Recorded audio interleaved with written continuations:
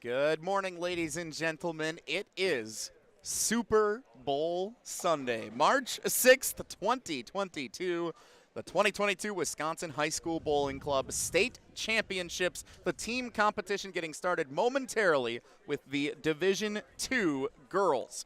Our matchup here this morning for our Division II girls team competition, the number 2 seed Elkhart Lake-Glenbeulah Resorters taking on the number 1 seed, the Antigo Red Robins. My name's Jesse Nelson here on BowlStreamTV. Emil Williams Jr. here as well, and we'll be joined by a very special guest in just a moment. First, we'll quickly introduce the teams to you here this morning.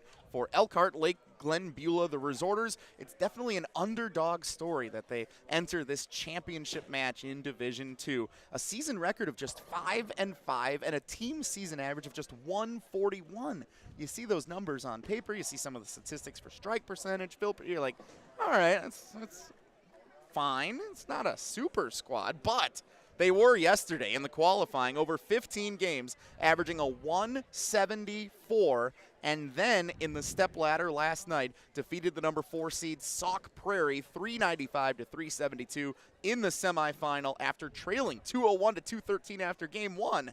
They won 194-159 in the 2-game total pin count format, which is the same that we'll see this afternoon, to advance here to the championship match. Meanwhile, for Antigo, one of the perennial powers in girls state bowling, or in team state bowling altogether if you include the boys squad as well. They are a perfect 9-0 record on the season, the best in District 9.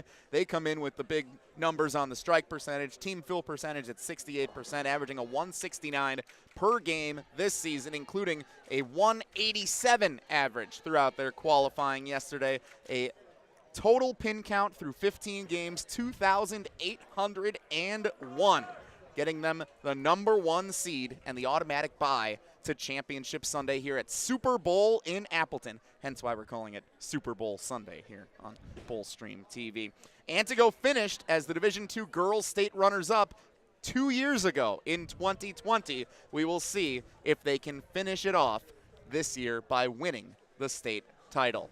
Again, my name's Jesse Nelson from ESPN Wisconsin. Emil Williams Jr. here as well on BowlStreamTV. You see on your monitors as you watch that both teams are continuing to warm up. We'll have about 5 minutes remaining of practice as the teams make their adjustments. Coaches determine what to set the lineups as heading into this 2-game total pin count competition here this morning at Super Bowl in Appleton for the state championships. I mentioned there is a special guest on hand with us. It's not often I'm in the presence of a Hall of Famer, but I am in the presence of a Hall of Famer, the 2009 World Bowling Writers Bowler of the Year, inducted into the World Bowling Writers Hall of Fame in that same year of 2009, 3-time PWBA regional titleist, 2019 Pan American Games champion, 25-time member of Team Columbia. It's Clara Guerrero joining us on BowlStreamTV. Clara, how you doing today? I'm doing great, Jesse. Thanks for having me. It's very exciting to see the ladies, the finals.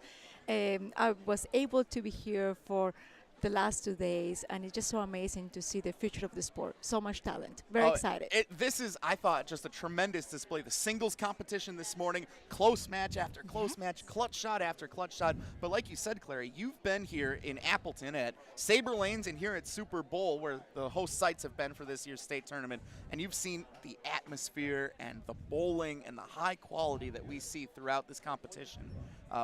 As someone who's here and seeing it, and I'm here every year. I see these state championships. I'm kind of used to it. What's your perspective as you walk into these lanes and you see these high quality teams and great talent? I have to say that bowling in Wisconsin is just great.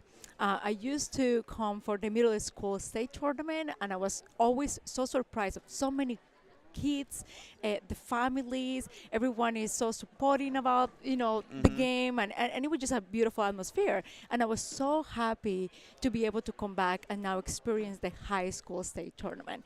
And again, I was happily surprised. Lots of talent, lots of family members, everyone supporting their kids.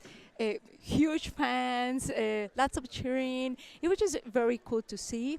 I'm here with the Storm. A lot of people came to the booth. It was awesome to hang out with them. They asked very cool, interesting questions. And again, the whole experience has been great. Lots of talent. Lots of beginners too. You see some of the schools, kind of starting the program, but this is the way to go. This is the way to learn. This is the way to open their eyes and see what they have to get better at. Who is the better player? What are they doing good that I need to work on, etc.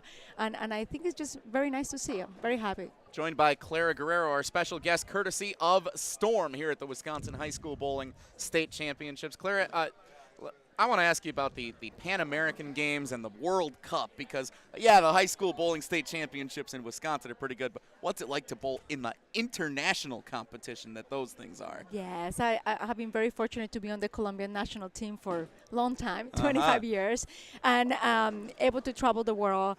But those events are everything for me. Since I was a very little girl, I dreamed to be the best in the world, to be a world champion, and I worked so hard for it, trained so hard. And then finally, when you are able to accomplish it, it's just so fulfilling. But at the same time, so motivating to continue to work hard and get better. Like, what's next, right? Like, you win the World Cup, which is very important, very prestigious, and then you're like, okay, what's the biggest event for our sport?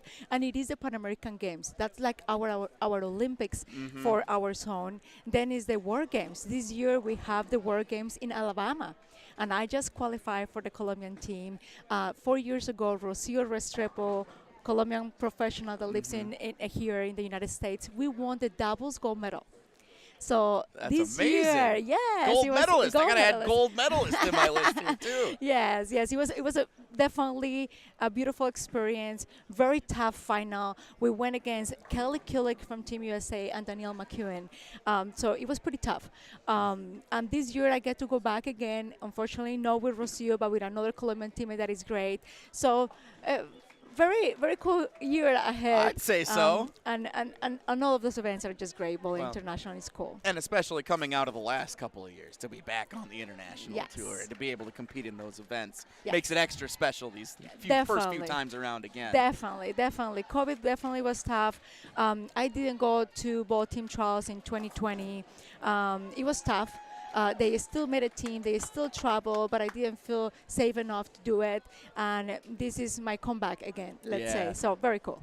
That's awesome. Clara Guerrero, Hall of Famer and gold medalist, joining us here, courtesy of Storm on BowlStreamTV at the Wisconsin High School Bowling State Championships. You can see on the monitors here on the scoreboards at Super Bowl that we have just a few seconds left of practice, so that means I need to pick up my other microphone and pump up the crowd here for just a second, and then we're going to get started with our Girls Division II State Championship match.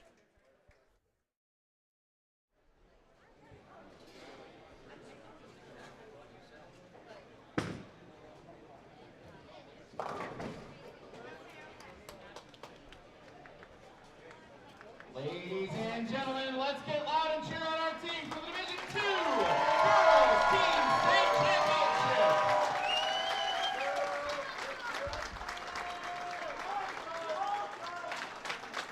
Let's go Elkhart! Let's go Elkhart! Clara, perhaps I should have warned you. It's going to get loud in our broadcast booth here on BowlStreamTV. This team competition, you thought the singles was fun with a good crowd packed in here. You were here yesterday. You were here Friday. You know what this place sounds like when they get rowdy. And nothing bigger than what's at stake here today. Totally. Everyone is so exciting, so supportive. It just reminds me to college. I went to Wichita State, and it was just so much fun to bowl Baker. And it just brings me amazing memories, and to see their smiles, they're excited. It's very, very nice to be here. The cheers that we hear for each of these girls' teams, and it'll be the same for Division I. The guys kind of just yelling, let's go. The girls always have the fun cheers, and it's a little more emphatic as you get started. I've always loved that about high school bowling. Our Division II girls team state competition is underway. Both of the jerseys look eerily similar here, so we will do our best to keep track of both of them for you. The Antigo Red Robins if you can see on your screen here on BowlStreamTV, they are the team on the left with the Robin logo on the front of the jersey. So they're on lane 40 to begin this competition. Lane 41 is Elkhart, Lake, and Glenbeulah, the resorters of Elkhart, Lake, Glenbeulah, underway with their first shot, a 9 count, leaving that's a 4-pin, I think, over there on the left side. And yes. it's a split, tough opportunity here over on lane 40 for Antigo to get started. So, Clara, you talk about your time at Wichita State. A lot of the high school bowlers this weekend, I'm sure, are going to be asking you about college experiences and what's there for them. It's something that I missed out on after being a high school bowler. What was your college experience at Wichita State bowling, and what can a lot of these bowlers and aspiring bowlers watching us on BowlStreamTV look forward to at that level? It was an amazing experience. I was able to be in one of the best teams in the country. Great coaching with Coach Varakin and Coach Lewis. The level of the players that were part of the team were already on Team USA, so it was quite competitive. But the fact that you could train with such good players every day, the fact that you can compete every weekend and have great coaching again, it just gets you to the next level. I knew that if I wanted to be a professional bowler and I wanted to be a world champion, I needed to move to the United States, be in a college team, and then get my game that much better. Now the opportunities are huge. The girls have so many colleges that have great coaching that available now, different than when I moved to the United States a few years back. But it's definitely the way to go. The scholarships are amazing. The opportunities, the experiences that they can, have is definitely the right thing to do.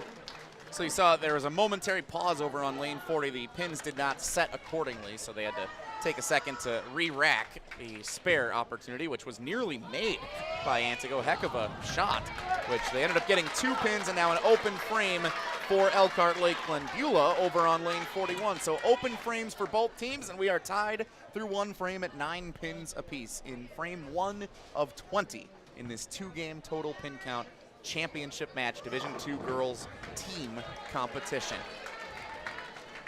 So what was it about the team competition when you were in college that you loved so much, Clara? Because the Baker format and the camaraderie and just how you play off of one another, I think that was my favorite thing about being a high school bowler. I think it's just a true team. You need each other. You are not able to just be a great player by yourself and win. You need your teammate to also make a great shot, pick up the spare. And I believe Baker is a true team effort, okay?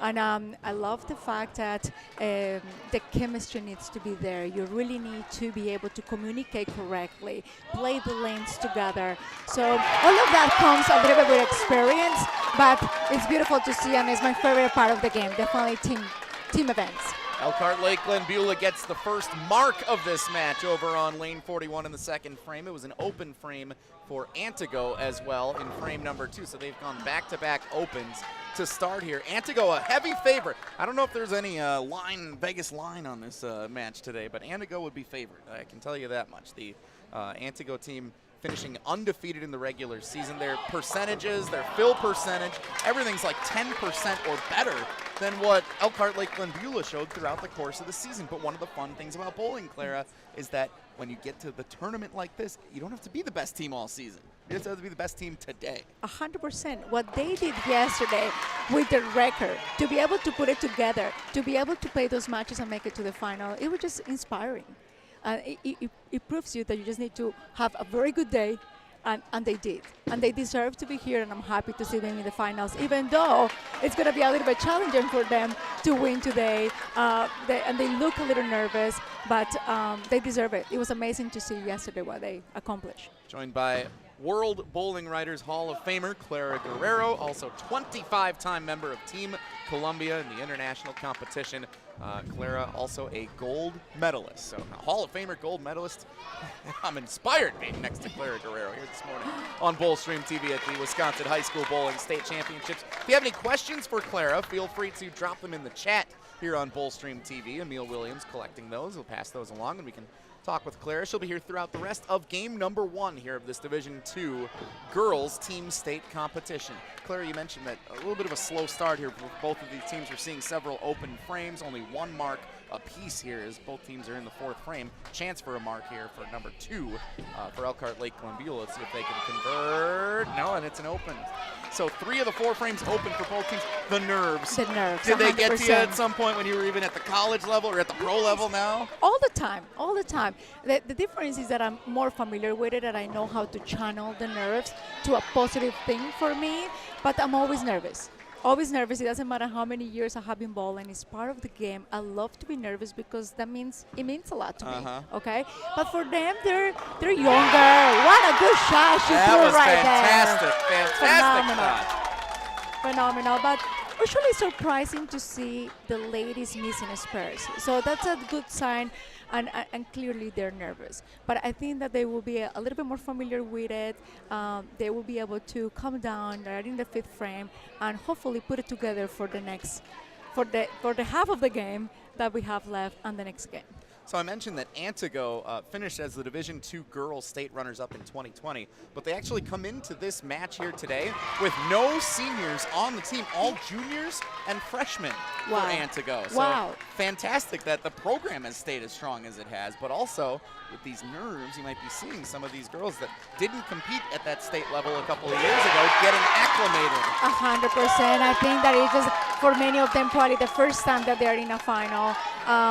But it seems like the coaches are doing a great job. Yeah. They're able to bring the team back to back into the finals.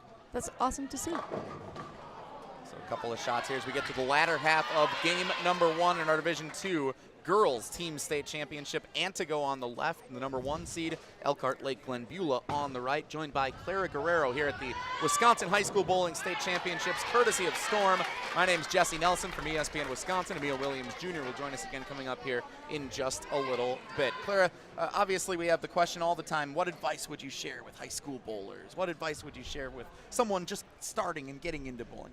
What is your answer to that? The biggest advice is to find a good coach that you have a good chemistry with and practice a lot. They are in the stage of developing their game, right? And there is a lot to work and a lot to learn. So it's all about practice, being disciplined with their training, trust the process, and at the end of the day, they need to enjoy and love what they're doing, okay? They're so young and the opportunities are huge. We talked about college. They're able to find scholarships to continue on competing and representing other teams. So they're just starting, and I believe the main thing is practice, practice, practice, practice. That was the key of my success, at least. No kidding. Last year's competition was at the Ashwaubenon Bowling Alley. I hear you're pretty fond of the Ashwaubenon Bowling. In 2016, the PWBA Players Championship. Yes. Not a bad win for you up in Ashwaubenon. My favorite bowling center in the world. When I accomplished my first major title and my first title in the PWBA Tour, literally love the people there. They took care of me beautifully when I went there for the middle school state tournament. And then I came back to bowl one of the majors and won there. So only great memories.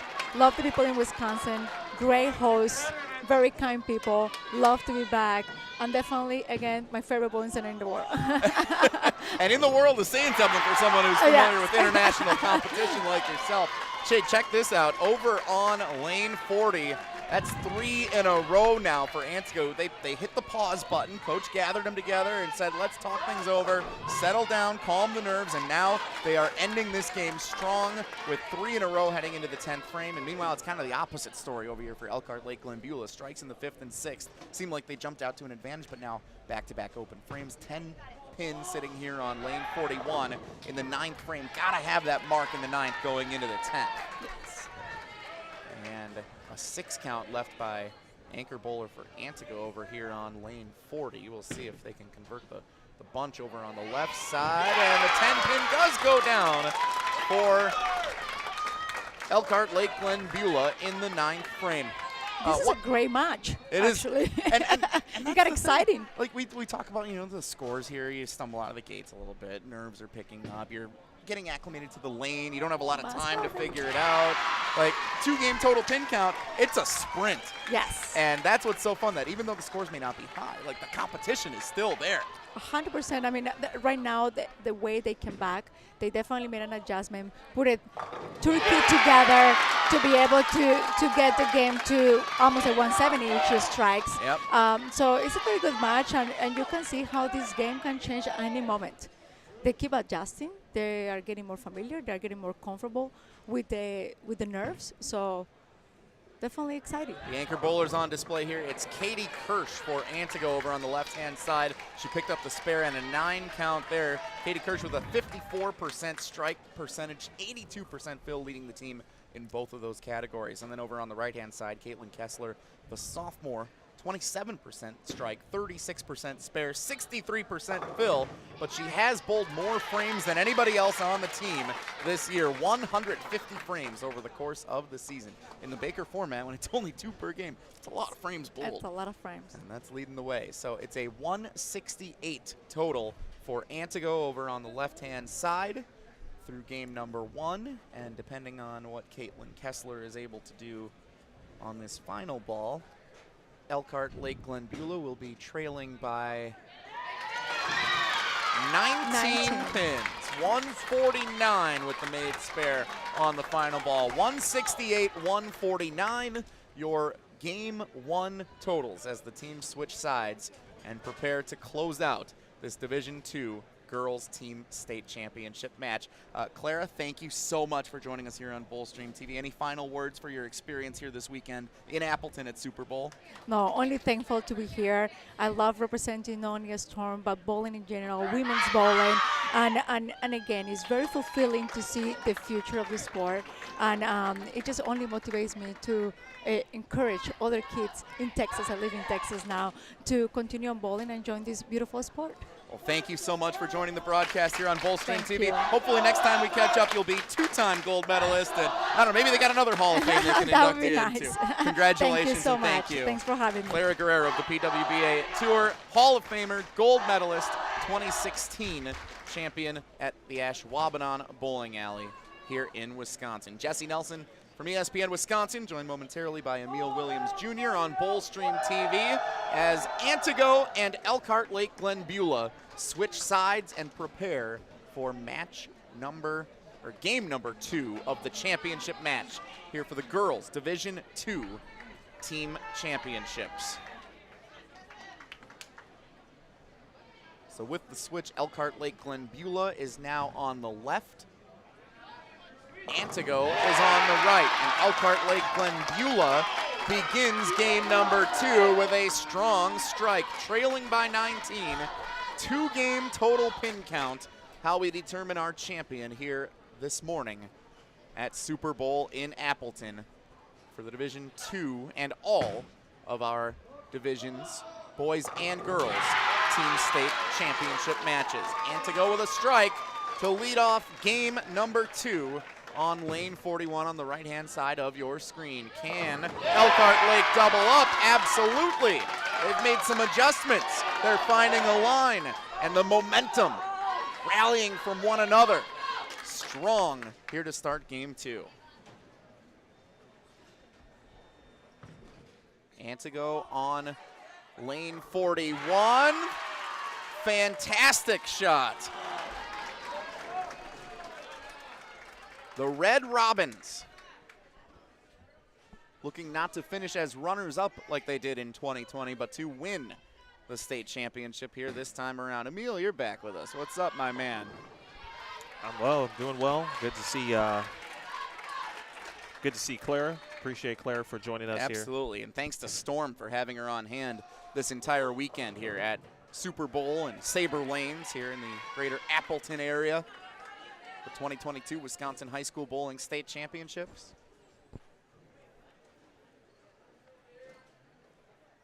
Tight match here coming into game number 2. Antigo 168, Elkhart Lake-Glenbeulah 149 after game 1.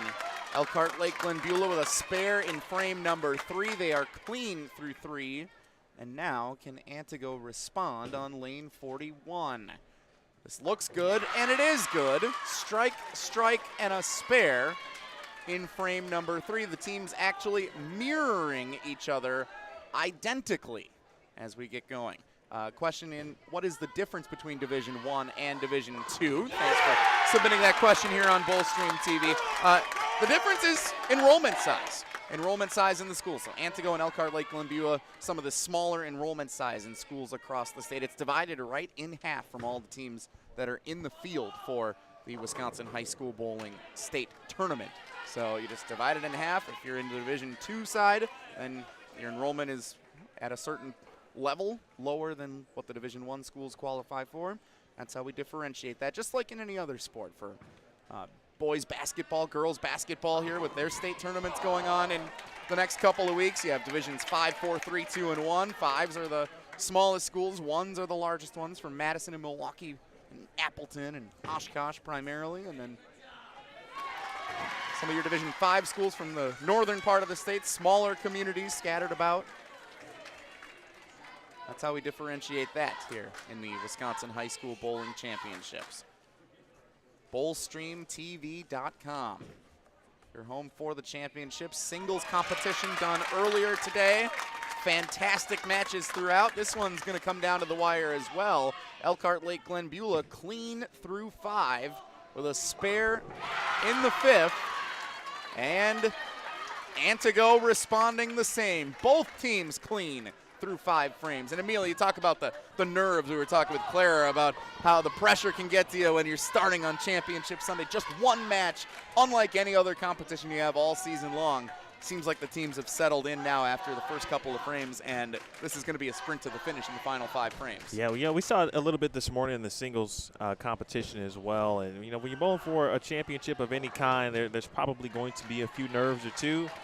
So it could take a little bit just to kind of settle yourself down. And in this case, you know, you only get 2 shots, per game. So you don't have a lot of time to really settle down. So second game is definitely provided exactly what we talked about. Open frame in the 6th for Elkhart Lake-Glenbeulah on the left-hand side. Both these teams, as you see it, nearly identical looking jerseys. So we'll try to differentiate that as best we can throughout. Elkhart Lake-Glenbeulah now on the left, Antigo on the right.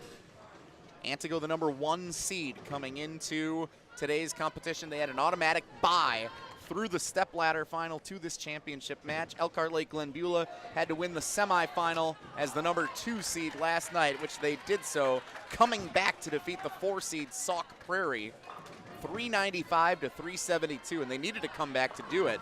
They trailed by 12 after their first game of that semifinal match last night. Great response in the 7th frame with a strike.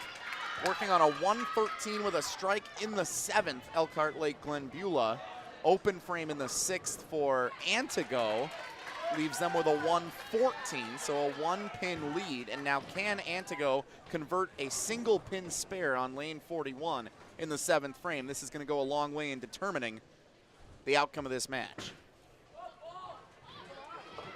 Shot on lane 40 for Elkhart Lake-Glenbeulah. That was Ava Conrad with the shot, the freshman. 56% fill percentage on the year on lane 40, looking to convert the single pin spare coming up. Shot made on 41, nicely done, nice and easy to convert the spare for Antigo to stay in front. They may not be in front as the score specifically indicates for this game, but keep in mind it is a 2-game total pin count, which Antigo entered game 2 with a 19-pin advantage. Yeah, right now it's basically 2 marks. So as long as Antigo can remain clean, essentially for the next couple of frames, they should hold on here. And that is going to go a long way for the Red Robins to claim a Division II Girls State Championship. Knocking down a strike in the 8th frame. Strike in the 9th for Elkhart Lake-Glenbeulah. Not over yet. Tristan Dirks, the sophomore. 27% strike percentage on the year, but she knocks 2 strikes down here in the championship match for Elkhart Lake. Another strike, though, for Antigo on lane 41, and they are in good shape now. A double into the 10th frame for the Red Robins. Caitlin Kessler, the anchor bowler, to close it out, the lefty for Elkhart Lake-Glenbeulah. Came up high on the head pin, left 3 on the left-hand side. And pretty much a formality at this point. The Antigo Red Robins with Katie Kirsch closing the door on this season. going to be your Division II girls team state champions. Hard-fought effort for Elkhart Lake-Glenbeulah after the regular season averaging 141 as a team. They improve on that by 33 pins in the 15 games of qualifying yesterday with a 174 average, knocking down over 2,600 pins in their 15 games of qualifying to get all the way here to the state championship match. A spare will do it. Antigo, your Division II girls team state champions at the 2022 Wisconsin High School Bowling Club State Championships. Final score 179 for Elkhart Lake-Glenbeulah over on lane number 40. And it's a 202 for Antigo. And that'll do. Runners up in 2020. They get the gold this time in 2022. Another fun match, Emil. Great atmosphere, competitive bowling, big shots down the stretch. That's what it's all about. And the thing you don't realize until you get into this team portion with the two-game total, it's such a sprint. I mean, it is a sprint like one we've never seen. And if you don't get off to a good start more times than not, it can be difficult to overcome. But you got to give it all the credit to Antigo, excuse me. When you come in undefeated, that says a lot right there. That'll work. Undefeated to the finish. Antigo, your Division II girls team state champions. We'll do our announcements here, the trophy presentation momentarily. Congratulations both to Antigo and to Elkhart Lake-Glenbeulah. And that's one of the fun things, Emil, here about the way this format is now for only the top two teams competing on Championship Sunday in all of our team championship matches. That you get either the gold or the silver, no matter what. So it's a little, in that sense, like obviously there's the pressure and the stress of wanting to win the championship, but you know you're at least going to finish in second place coming into Sunday, which is as great as you can really hope for entering an entire season. Yeah, getting there is half the battle, obviously. And, in this format, once you get there, it's about trying to put 20 of the best frames you can together. It's the culmination of a full season. Obviously, to even get to this point is an accomplishment in and of itself. And congrats to both teams in that regard as well also. So again, our trophy presentation will happen momentarily. But congratulations to Antigo, your Division II girls team state champions. Our coverage of the Wisconsin High School Bowling State Championships continues on BowlStreamTV. The girls Division I team state championship match, Racine, Case-Shoreland, and Greenfield, our next match. And then the boys to follow their Division II team state championship match. Oh, look at this familiar name. Elkhart Lake-Glenbeulah back for the boys as well. They'll face Marinette in the boys Division II championship. And that'll be followed by the boys Coed Division I state championship match. Sheboygan Co-op taking on Appleton North. BowlStreamTV, your home of the Wisconsin High School Bowling Club State Championships. Yet again.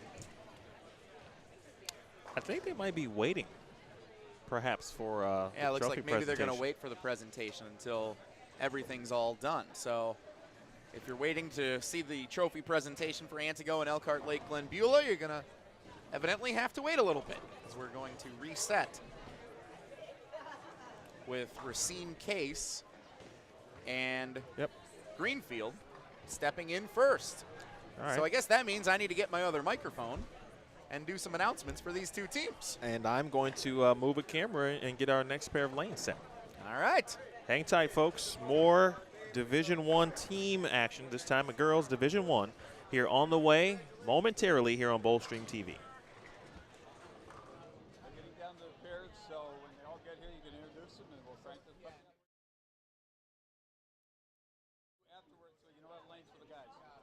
Coed, excuse me, the Coed.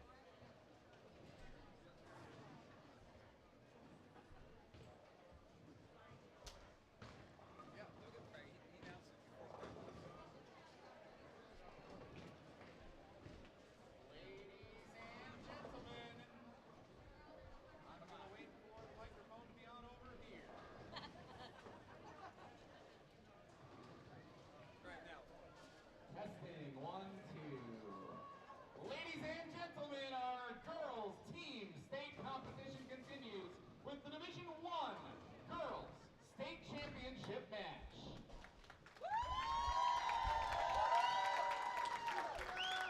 Please welcome the number 4 seed, Greenfield.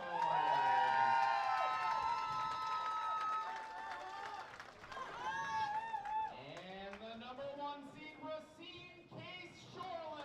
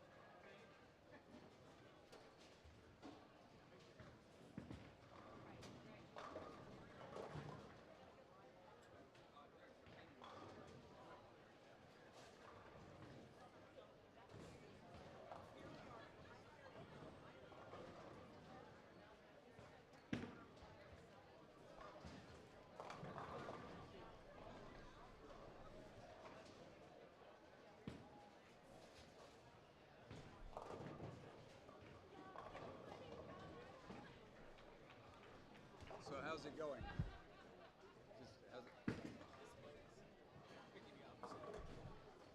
Well, it's going fine then.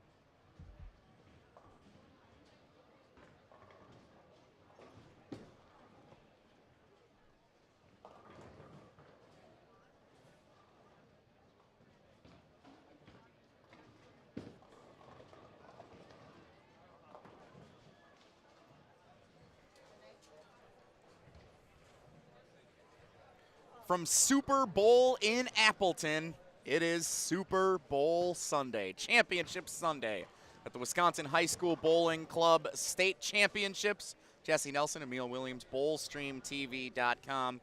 Pleasure to be alongside you here again for the Wisconsin High School Bowling State Championships, the Division II girls team competition in the books. Congratulations again to the Antigo Red Robins defeating Elkhart Lake-Glenbeulah in the Division II state championship match, which means we are now just about set for Division I. And a fun matchup here for these two teams. The Greenfield Hawks come in as the number 4 seed in this competition. You will see them on the right side of your screen. Pretty easy to identify. Greenfield written across the back of the jerseys. A 10-2 overall record on the season, the best in the East Division of District 1, which takes up the greater Milwaukee metro area.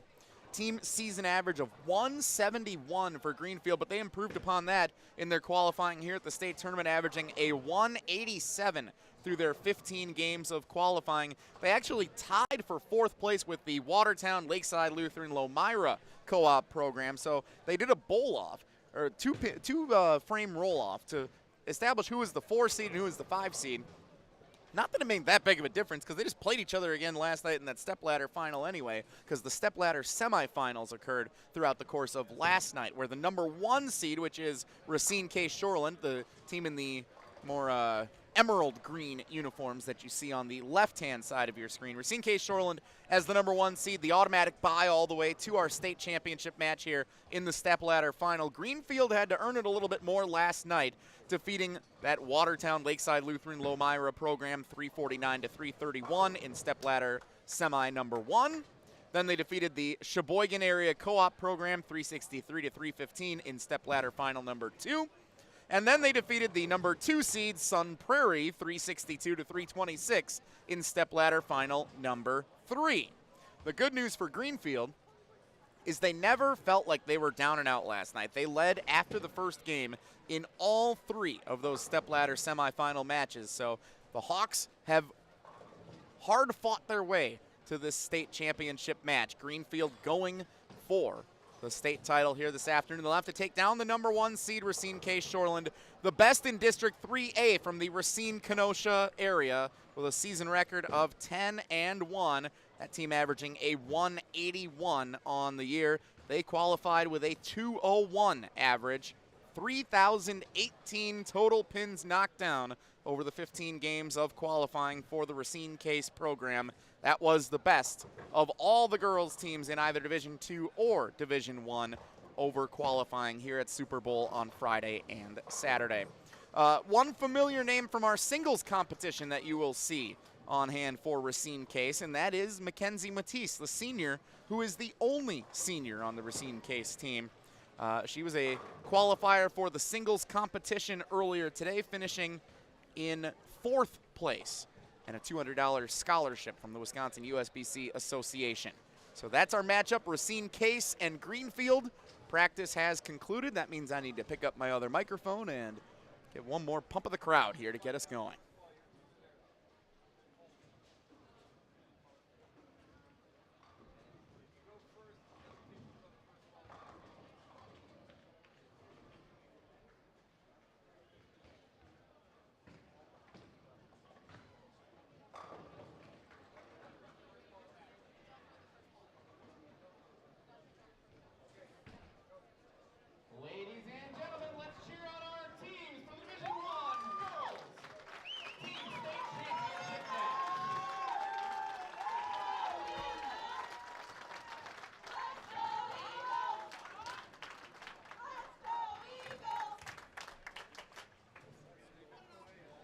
So here we go. 2-game total pin count will be the format for this championship match. First place to the victors, second place at this state tournament to the team that comes up just a little bit short here this afternoon at the High School Bowling State Championships at Super Bowl in Appleton. You know what that means. It's Super Bowl Sunday. Championship matches abound. Jesse Nelson, Emil Williams Jr., BowlStreamTV. Thanks for those of you that are joining us from around the state and around the country and around the world today on BowlStreamTV. Again, some of the competitors that are participating in this match may also be watching this stream after the fact on demand. So if you are one of the bowlers that we are looking at on the screen right now in the huddle, welcome. Thanks for being here on BowlStreamTV. Emil, fun match here between Racine, Case, and Greenfield. The bowling we've seen so far throughout the course of this morning, going back to that singles competition as well, it's been tight, it's been close, it's been clutch shots, big spares, 9th and 10th frames critical. That's what you want to see on Championship Sunday, and that's what we have seen so far across the board in the singles and the team competition. I don't expect that to change, certainly, at this point, as we've reached the Division I girls championship situation. And based on their records, and you talked about many of the accolades for both teams entering the state tournament, 10-1 for Racine Case-Shoreland, 10-2 for the Greenfield Hawks, best in their respective districts as well. And so when you've got all that and you factor all of that in, and then you get into the individual performances for each team, this one might be pretty even. We might see both games. This is a 2-game total pinfall scenario, so very important to keep in mind. But we very well could see both of these games come down to the 10th frame, and that certainly would mean we could have a 10 to 15 pin difference type of match as we look forward or ahead essentially to that game number 2. Greenfield had their fair opportunities last night with the stepladder finals that they were involved in. 3 matches last night they won, but they were in front after the turn, so to speak, if you're talking about a front nine and a back nine in golf.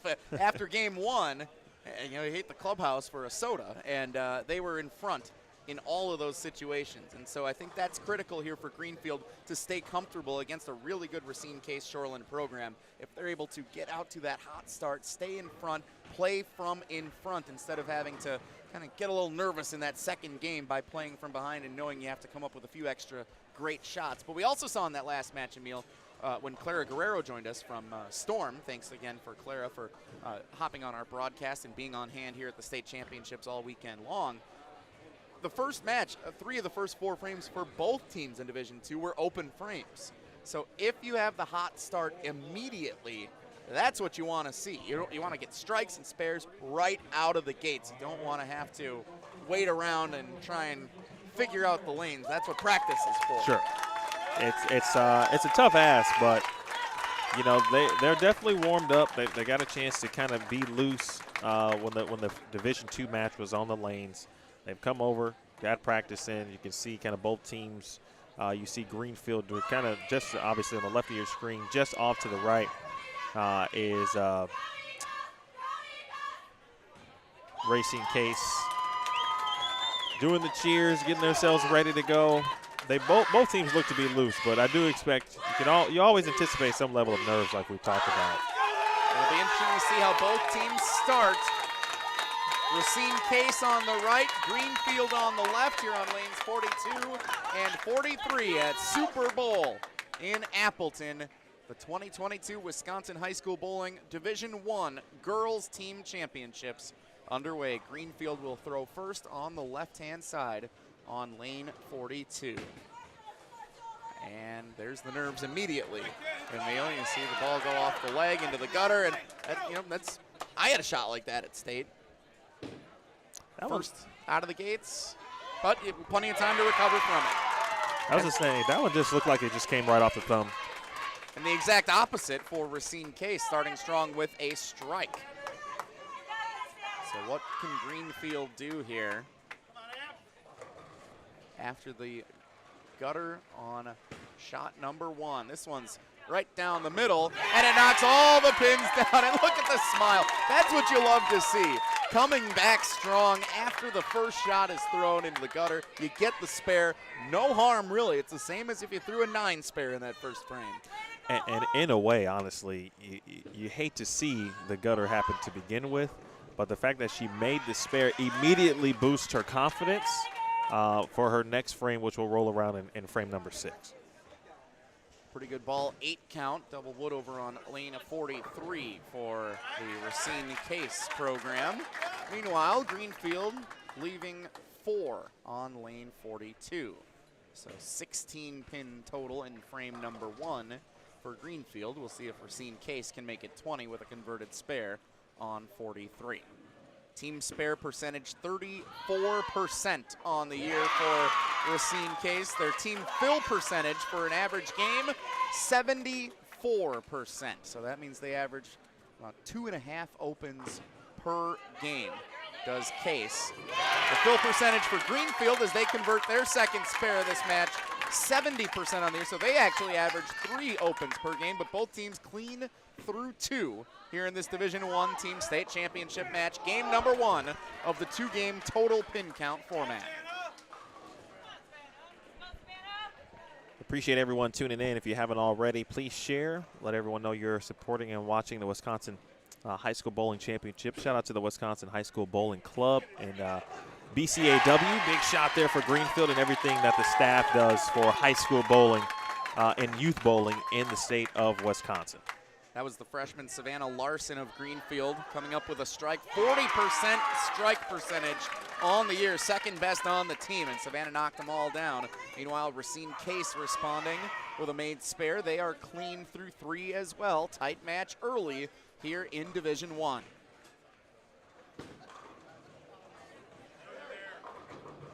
And that is not what you want to see, a 7-10 split.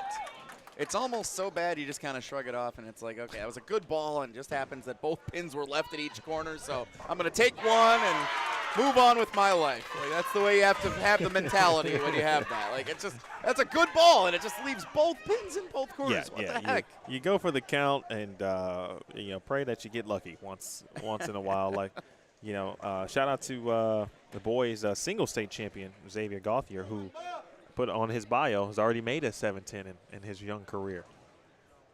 Still waiting on my first one, but someday. I hope I'm there to see it, my friend. On BowlStreamTV, That's right. I'm sure. I've been thinking about pitching as Greenfield misses both pins there, so a field goal is good, but an open frame in the 4th frame.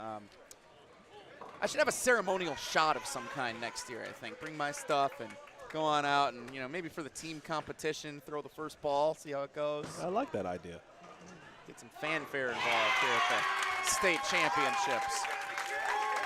Maybe I'll even use like the little alligator guy that they use for the kids' birthday parties. Roll it down that way. It's funny. I just took my oldest son, Trey, bowling for the first time, and we had that very same. I love the alligator guy.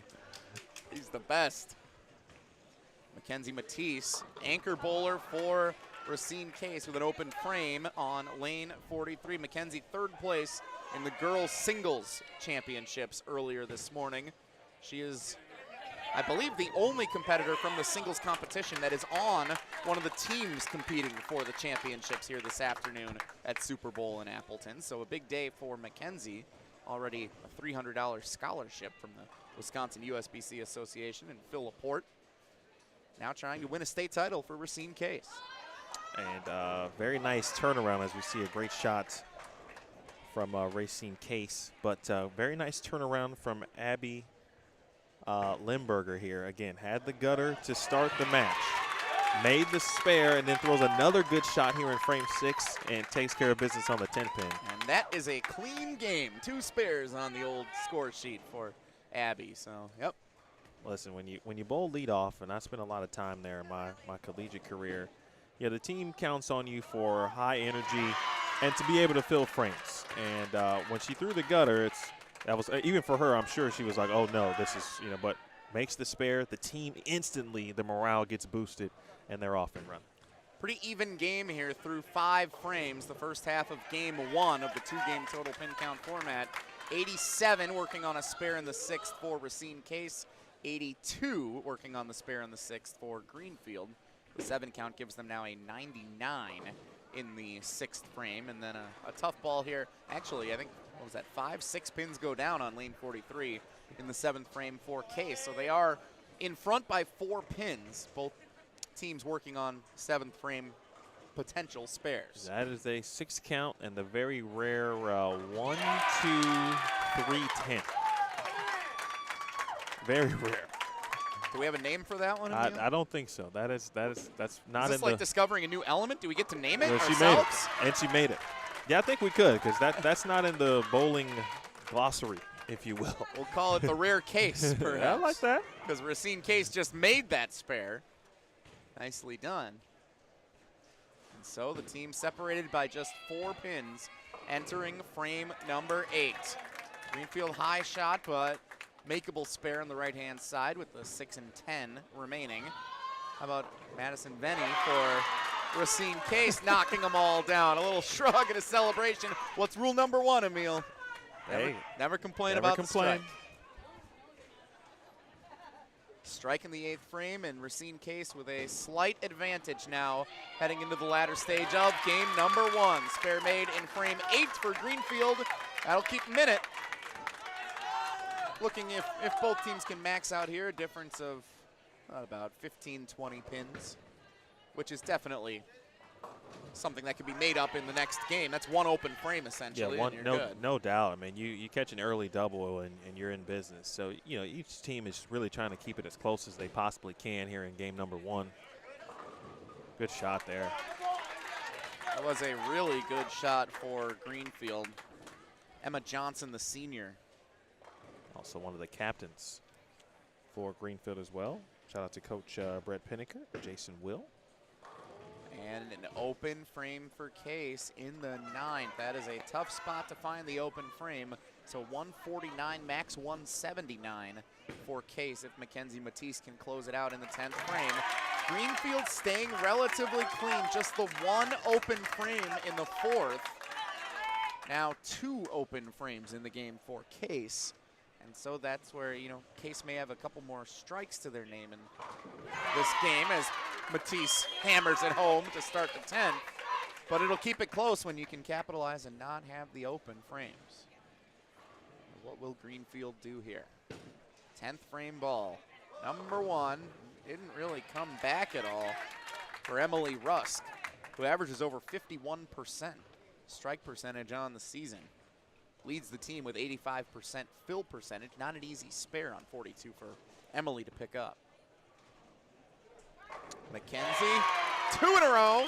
And with that strike there for McKenzie, if Emily can spare here, we'd be possibly looking at a 5-pin match heading into game 2. And she chops it for an open 10th frame. That is a tough one to swallow. You never want to see the open frame in the 10th. So 163 for Greenfield. They will still be in this, max 179. The most they'll be down if Mackenzie strikes here. She doesn't, she gets a 9 count, so it's a 178. So it's still only a 15-pin difference. That's not bad at all. No, you'd take that. I mean, you'd love it to be 5 in that situation, or 6, which is what it would have been. But I think because of the way the game started for Greenfield, they're in great position and have to be very pleased with where they are in Racine Case. Had a couple opens in the middle, obviously 1 late, but when you've got an anchor player like Mackenzie Matisse, she's going to always keep you in games, and that's obviously why that position of the lineup is so important.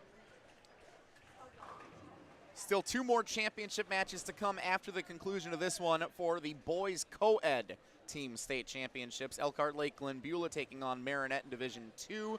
And then in Division 1, the Sheboygan co-op program, Sheboygan North, Lutheran, Oostburg, Random Lake, taking on the Appleton North Lightning in the Division 1 state championship for the boys. But still plenty of action to take care of here for the girls. Division 1 team state championship match. Racine Case-Shoreland 178, Greenfield 163. 2-game total pin count as the teams switch lanes for the final game of their high school bowling season. When you look back on your time at the high school level, Jesse, what stands out to you the most? What are the things that you think back on the most? And not just when you come back to this event, obviously, because I'm sure there's a lot of things that kind of come rushing back to you. Every time. But even, every now and then it's like, wow, that I remember that. What are some of those things that come obviously the camaraderie with the team and just, some of my best friends growing up were on the team with me at Muskego High School. And so sharing the experiences, traveling to the different centers throughout the season, practice at Alpine Lanes in Muskego, and you're just trying to figure some things out. You're bowling in leagues together on Saturday mornings and Tuesday afternoons and going through the JV season and just learning and growing in your skill set and finding new equipment, and then finally getting to that ultimate pinnacle of the state championships and the grind of the marathon of the weekend. The entire experience that we had when we finished in 5th place at Dales Weston Lanes in Wausau, and the experience of, I didn't have a great day that day of the championships, but cheering on the rest of the team. Our parent section had thunder sticks that they spray painted from the Brewers playoff game, and they were hammering those while they were cheering us on. I don't know if noisemakers are allowed anymore. We might have been a problem for that, but those experiences, the sights, the sounds, and the fun that you have with your teammates that are your best friends. And even as you grow now, with all the different competitions that are going on around high school, I'm sure a lot of these competitors know one another better than we ever did. Social media was still young when I was competing. Absolutely. Now these bowlers are connected all year long, Yep. seeing what each other are doing, watching what each other are doing. And so the connection that you have against the teams that you're competing against, not just your own team, that's got to be extraordinary for all these young bowlers. Unfortunately, we've seen our second ball go in the channel, specifically on lane 42, but this time it's a different team, and that is Racine Case. And now if you're Greenfield, this is the time that you need to mark. They opened in the first frame. There's no guarantee here that Skylar for Racine Case is going to be able to knock down all 10 here. And so, if you're Greenfield, you convert a makeable 2-pin spare, 6-10. And Skylar just had it go in the gutter again. So, a blank in the second frame for Racine Case. Well, let me tell you this right now, Jesse. This is where team bowling steps up at its finest, right? Hey, it's an unfortunate situation, but this is why this is a team event. And the team must rally around Skylar right now. She's going to have a big shot in the 7th frame. It's going to be very important. Meanwhile, a 9 count on the first ball in the 3rd frame for Racine Case and sophomore Madison Venny. 3rd frame out of a spare. Greenfield knocks down 9, leaving the 10 pin, but that gets them right back in it.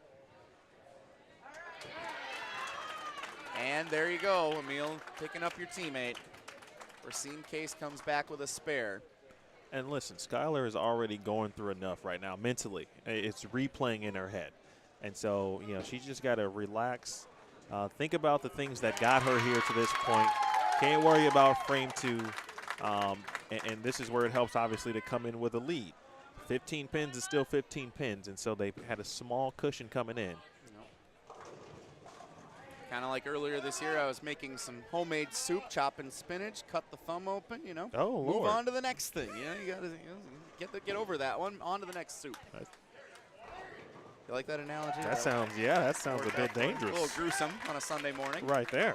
BowlStreamTV. We can appreciate everybody tuning in. If you haven't subscribed already to BowlStreamTV, really appreciate it. We've got last year's championships. You can check out the 2021 events, obviously 2022, and even some video from 2020 that you can check out from the archive perspective. We've got plenty more events upcoming this year. Just broadcast the Bradley Open in February, of the high-level events in the land for amateurs, and some of the events that these young players will be bowling pretty soon as well.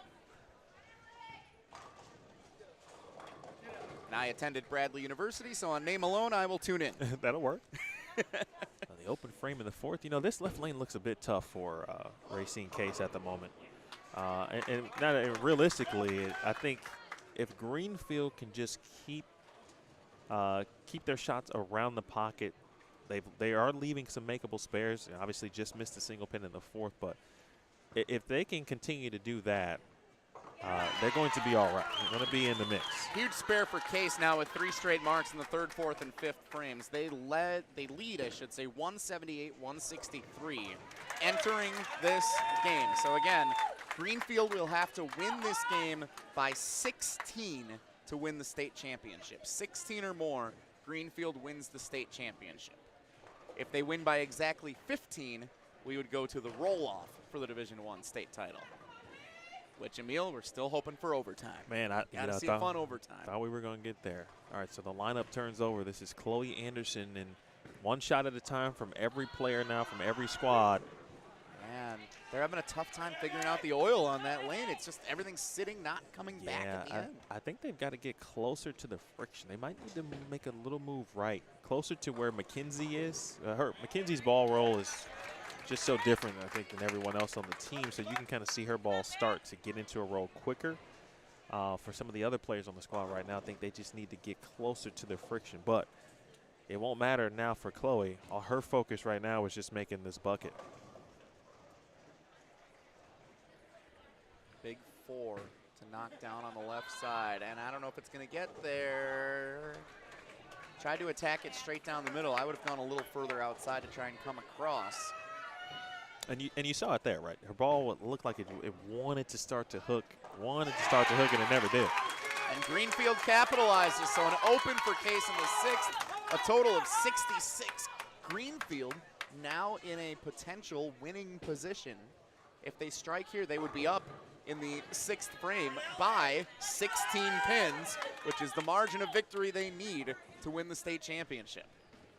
So Ariana Bryant is now subbed in and bowling in that 7th frame. Oh, that's a huge shot there for Greenfield, and they're on the comeback trail, Jesse. And I stand corrected, they're actually up by 26 in that frame. So they have an advantage now in the driver's seat with 3 frames to go to win the state championship. It will take a comeback from Case and an open frame in the 7th. Greenfield has a chance to put this away with a couple of strikes in a row. Big 8th frame shot for the Hawks.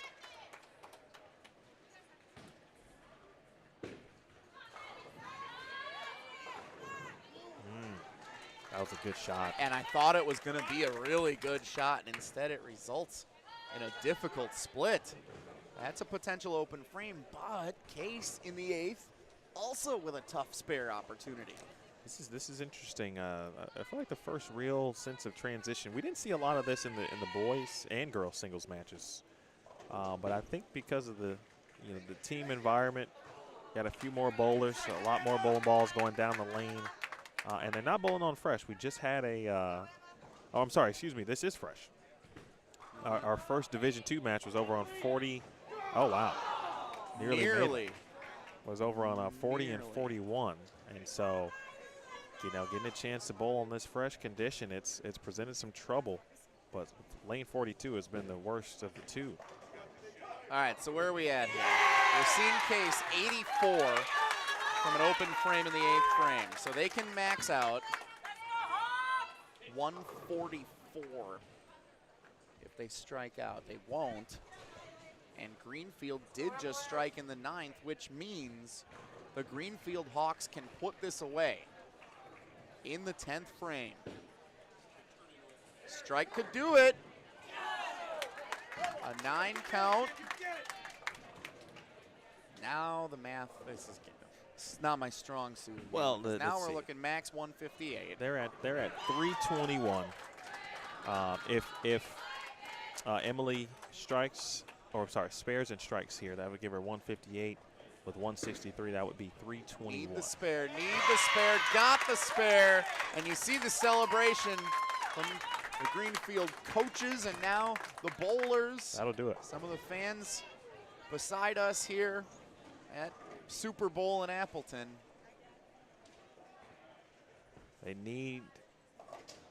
There's a small chance, but that chance just went away. Mackenzie Matisse unable to hit the strike in the 10th frame. And so with that, even the pin count the rest of the way won't matter. Final shot for Greenfield. 9 end up falling for a total of 155. Mackenzie spares. Max Case can get here as a 123. Yep, And that won't be enough. That should be 157. It's Yeah, not going to matter, Yeah, you're right. They only counted 7, but it should be 9. Should be 9 on the fill and 157. But it is a bit of a moot point. Final shot thrown to the Division I championship match. 123 for Racine Case in game number 2. Greenfield had to play in the first stepladder final match last night. They won it. They won all 3 last night, and now they have won the Division I Girls State Championship.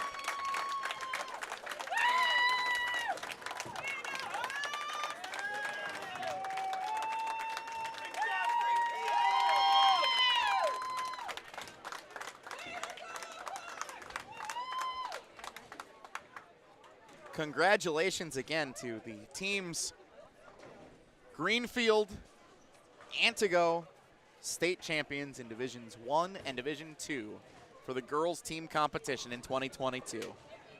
And I believe we're going to have the trophy presentations for our girls champions and runner-ups here. So I know Jesse will be heading down momentarily.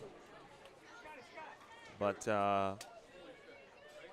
that's why you, as they say, right, you play the game, right? Absolutely.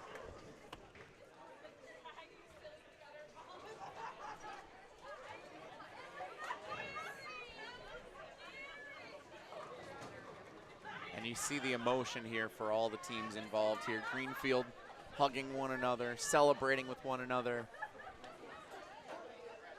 Running the gauntlet in the stepladder final to win the state championship. Quite a run for the Hawks. From District 1 to Appleton to be state champions.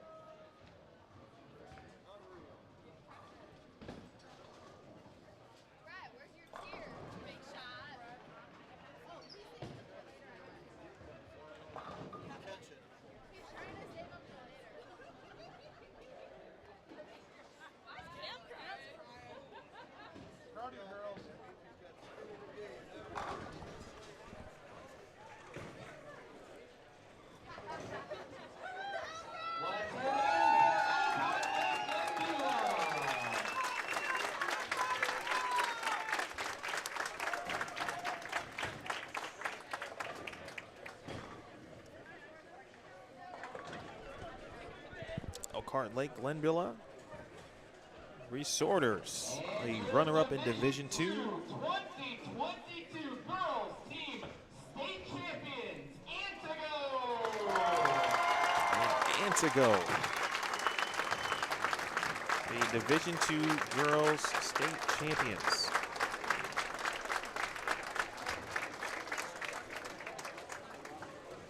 Again, we appreciate everyone tuning in. If you're just joining us, the girls Division I and Division II state championship matches are just completed. Division II was first, followed by Division I. And now the trophy and medal presentations ongoing. Following this presentation, we will have the boys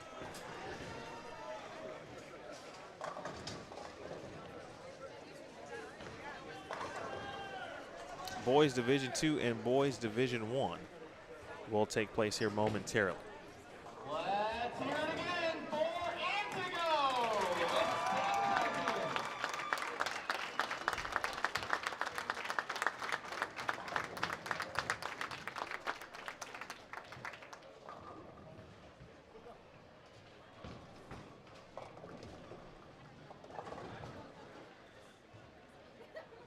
While we wait for pictures, want to again thank our sponsors for today's and this weekend's event. Storm, Bob's Business Incorporated, H5G, the official apparel company of the Wisconsin High School Bowling State Championship. And also want to remind you that Artful Photography, the official photographer, are here as well. We are back in the back room available for pictures for the teams and any photos that you may be looking for.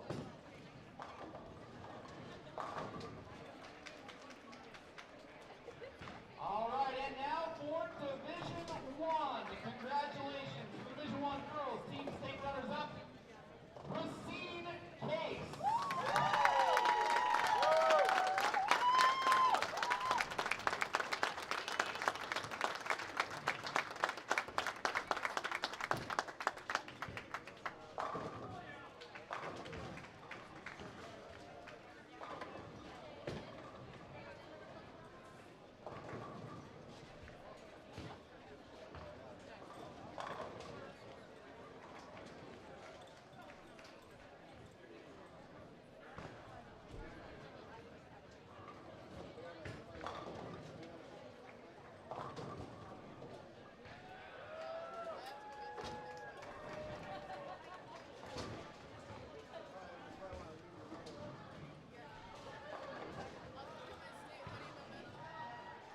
Let's hear it one more time for the Eagles of Racine Case.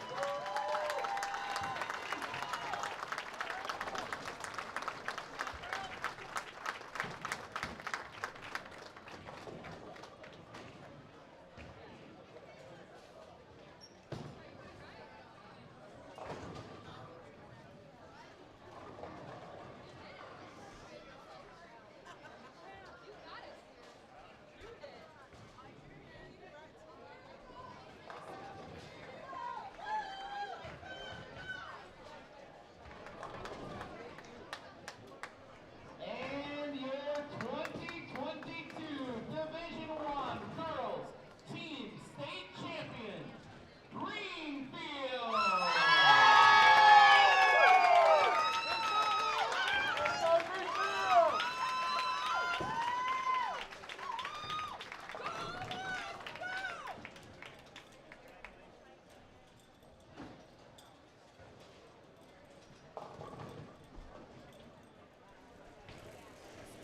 Division I girls state champions Greenfield coming back from 15 pins down after game one of the two-game total pinfall match to defeat Racine Case.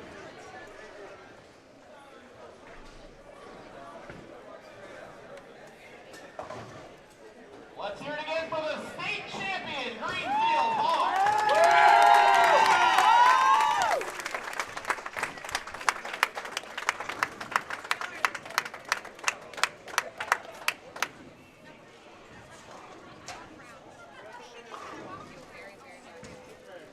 All right, ladies and gentlemen, thank you again for coming out on to Super Bowl all weekend long for our Wisconsin High School Bowling State Championships. Super Bowl Sunday continues with the Boys Coed Team Championships, Division 2 up first, followed by Division 1 in just a few minutes.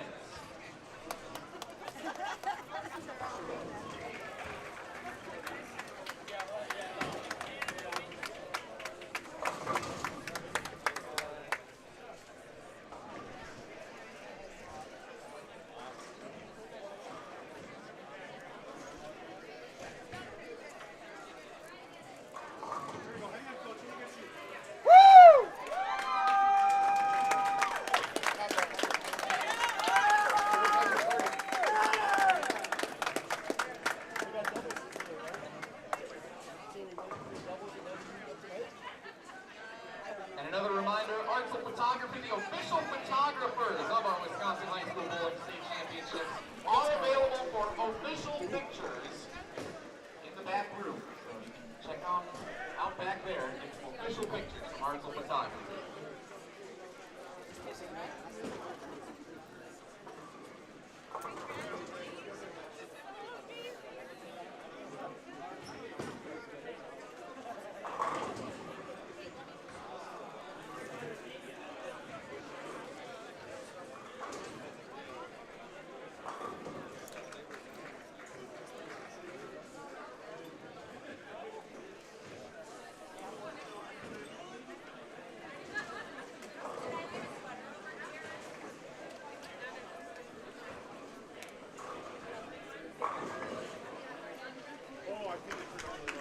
All right, folks, it's going to be a momentary break in the action.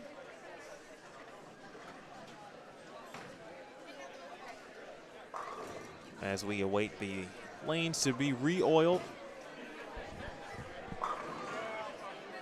Won't take very long.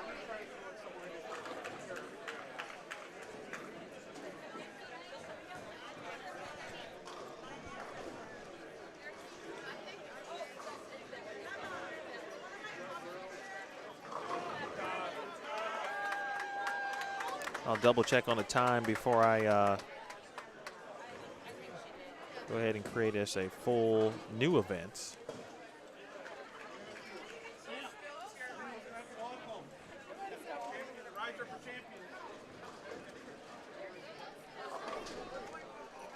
So while we have a chance, we've got about, let's see, we were scheduled to begin at 12:30. Let's see if we're still on pace for that.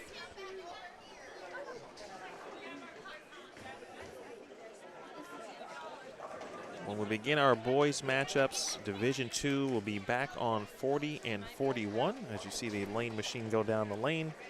I'm going to double check our times and I'll come back and update you if we want to wait here or create a new event. Hang tight.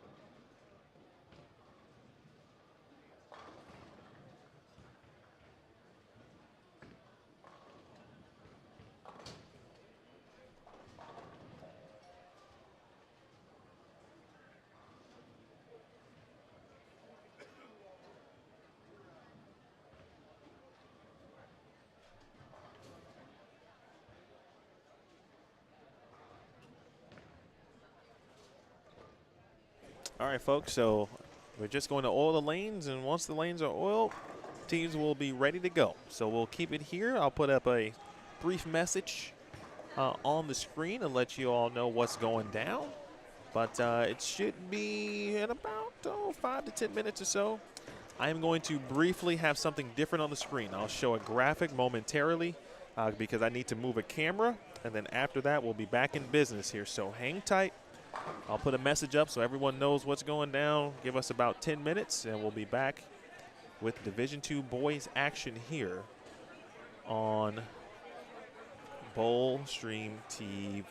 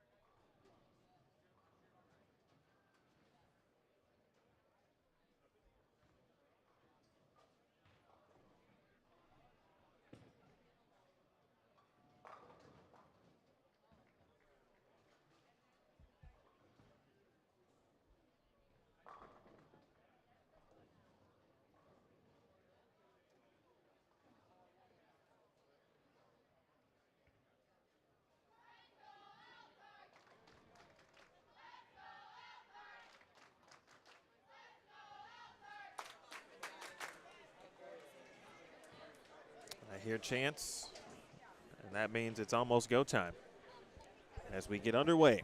Nearly 4 minutes left in practice, so we'll get a chance to chop it up a little bit with you prior to the start of the Boys Division II State Championship here, the Wisconsin High School Bowling Club State Finals. My name is Emil Williams Jr. with BowlStreamTV and joined by ESPN Madison's Jesse Nelson.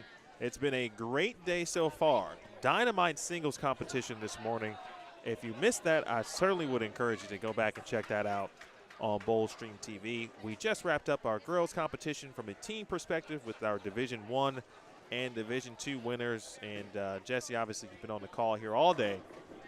What has stood out to you so far through our singles competition and our first two girls team championship matches? Number one, I'm exhausted, Emil.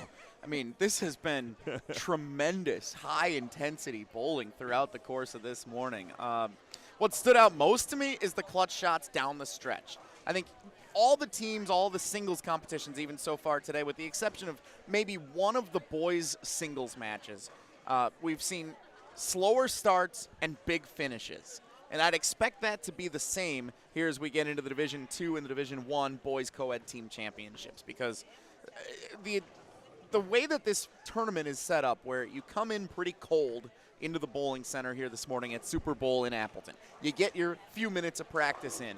You're trying to figure out this lane. But the high school Baker format that these bowlers are used to throughout the season, you're playing a best-of-9 series. You're playing at minimum 7 games in a day. Here, it's 2, and you're done.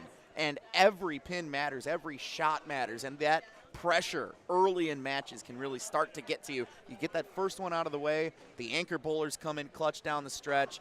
The big shots at the end have stood out most to me, and I think if teams can capitalize on big shots at the beginning, they'll be set up for success to win state titles this afternoon. Yeah, and that race for the 2-game total pinfall sprint, we saw and we saw the opposite too happen, right? In our last match in Division I girls, it was Racine Case who had the 15-pin advantage, but because they switched lanes, went to 42, and I don't know what was going on lane 42, but it was not favorable for Racine Case. And on the flip side, Greenfield was able to keep it in play, make the majority of their spares, and really in this situation, obviously with Baker, got to fill frames. We've been talking about some of these high filling frame percentages for a lot of these teams and individuals, and obviously that's what matters most when you get into this format. Man, it's been excellent though. I'm excited for this Division II Boys Co-ed Team Championship, Emil, because these are the two teams, when I saw how the brackets broke last night, these are the two teams that have experience in recent years at this state championship level. That these are two teams that belong here in these championship matches and playing for gold and silver medals here today. The Marinette Marines in the gray shirts, as you see on the right hand right now, lane 41, 12-1 record on the year, first place in District 8. Their team season average 193, and they were a little bit above that in the 15 games of qualifying. They threw exactly 3,100 in their 15 games for a 207 average. So really good performance from Marinette yesterday. They finished in 4th place at last year's state championship as well. So they were in it in the stepladder semifinal a year ago. Here they are back for more, trying to come away with the gold ball in the state championship here this time around. And then there's Elkhart Lake-Glenbeulah. Not to mention that we just had the girls team just a few minutes ago. But last year and the year before, Elkhart Lake-Glenbeulah's boys co-ed team has been in the mix at this state championship. In fact, they have finished top 3 at each of the last 3 Wisconsin High School Bowling State Championships. In 2020, they finished in 3rd place. Last year, 2nd place. This year, obviously they're going to be 1st or 2nd place. If that pattern continues, Elkhart Lake-Glenbeulah with a chance to come away with a title. The weird thing is, though, their team season average just a 165. They were way over that in qualifying to be the #1 seed with a 209 average. So we'll see if they can keep up that pace, because they didn't have to play in the stepladder last night. They had a great afternoon of bowling. Let's see if they can come in now and come away with the championship in this 2-game total pin format. The one thing that we have to keep in mind, and I didn't think it really played. It always plays a factor, but I thought in the singles competition, the mercury pattern that was used for that competition was, it was attacked and also kind of deciphered by the players. Each player, I thought, very well. Each one very meticulous as we get underway. I'll finish that in a second. Elkhart Lake-Glenbeulah with the first ball. It's a tough one out of the gate, so they'll probably settle for 2. You got a chance at a makeable spare there, though, if you hit it appropriately on the right-hand side for a right-handed bowler. Not the worst shot out of the gates to be faced against, but again, that's the start. You want to see if you can get a little hot, get a few strikes strung together right away to establish a lead, just like Marinette does on shot number 1. How about that for the Marines? I was going to say is if Trevor A can get this ball to the right of the 3-pin, he'll have a chance at it. And instead, he goes right down the middle. That's impressive, but it's not going to do any good for the pin total. And so I think the first time really we saw the lane play really, or the lane condition really play a huge factor was in our girls match at the Division I, where I thought the lane condition really showed up and made things difficult late in that match. And now they did re-oil. We're good to go here for the fresh pair of lanes for both this match and for the Division I match coming up. Brooklyn strike! Second frame, Elkhart Lake. Rule number 1, don't complain about a strike. Elkhart Lake's going to take that, especially coming out of the open frame in frame number 1. Marinette with an open over on lane 40, so they have a total of 26 through 2. Elkhart Lake-Glenbeulah, something to keep in mind, Emil, here. They average just a 165 as a team on the season. Again, way over that with a 209 in their 15 games of qualifying. But their team fill percentage was just 66% on the year. They average almost 3.5 opens per game. If you think of it, 10 frames, with your percentage would be there. So keep that in mind as you watch this match unfold. Elkhart Lake with the open in frame number 1, but back-to-back strikes. It's a great start for the Resorters. 2-game total pinfall. We talked about getting off to a great start. It's very key, and obviously you have to navigate the new lane once game 2 hits. But the more you can put down in game number 1, the better chance you'll have to navigate trouble when you switch lanes. And Elkhart Lake, a great example of a team that doesn't have to be the best all year, but can get hot at the right time at the state tournament. All you got to do is get your ticket into the dance. What month is it? You know how this works at this time of year. Are you playing your best basketball, as we would say, in our other sport that we often call both of us? In this situation, are you rolling at the best? Are you throwing at the best this late? Is your spare game up to par? Are you feeling good? Doesn't matter what you did in those first couple of matches back in December and January. What are you doing this weekend at Super Bowl in Appleton? That's what's most important. Marinette, great season. And if my money was on it, I'd say that this team comes in statistically in a better situation here. 79% fill percentage, 48% strike compared to just 36 for Elkhart Lake on the year. But right now, if you wouldn't tell me, if you'd flip the jerseys, I'd have no idea that was the case. Marinette, after that strike in frame number 1, having a tough time finding the right line over on lane 40. Elkhart Lake clean in the last 4 frames, including strikes for 3 in a row in 2, 3, and 4. Spare in the 5th, flip the order for frame number 6. Solid pin action from the anchor bowler over here for Marinette on that throw.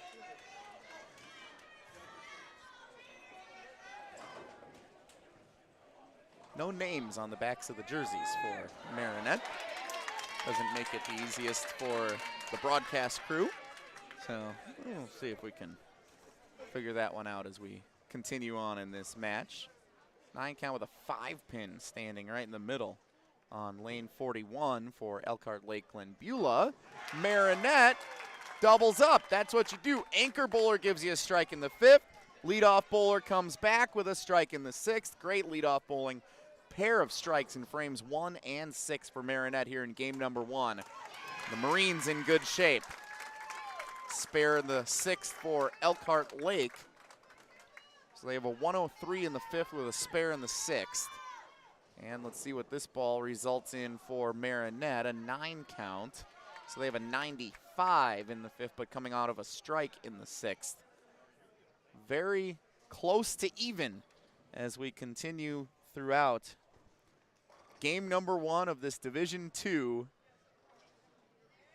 team final. Big strike in the 7th for Elkhart Lake-Glenbeulah. That was Caleb McClurg coming in clutch. Open frame in the 7th for Marinette. Missed the single pin spare. Those are critical.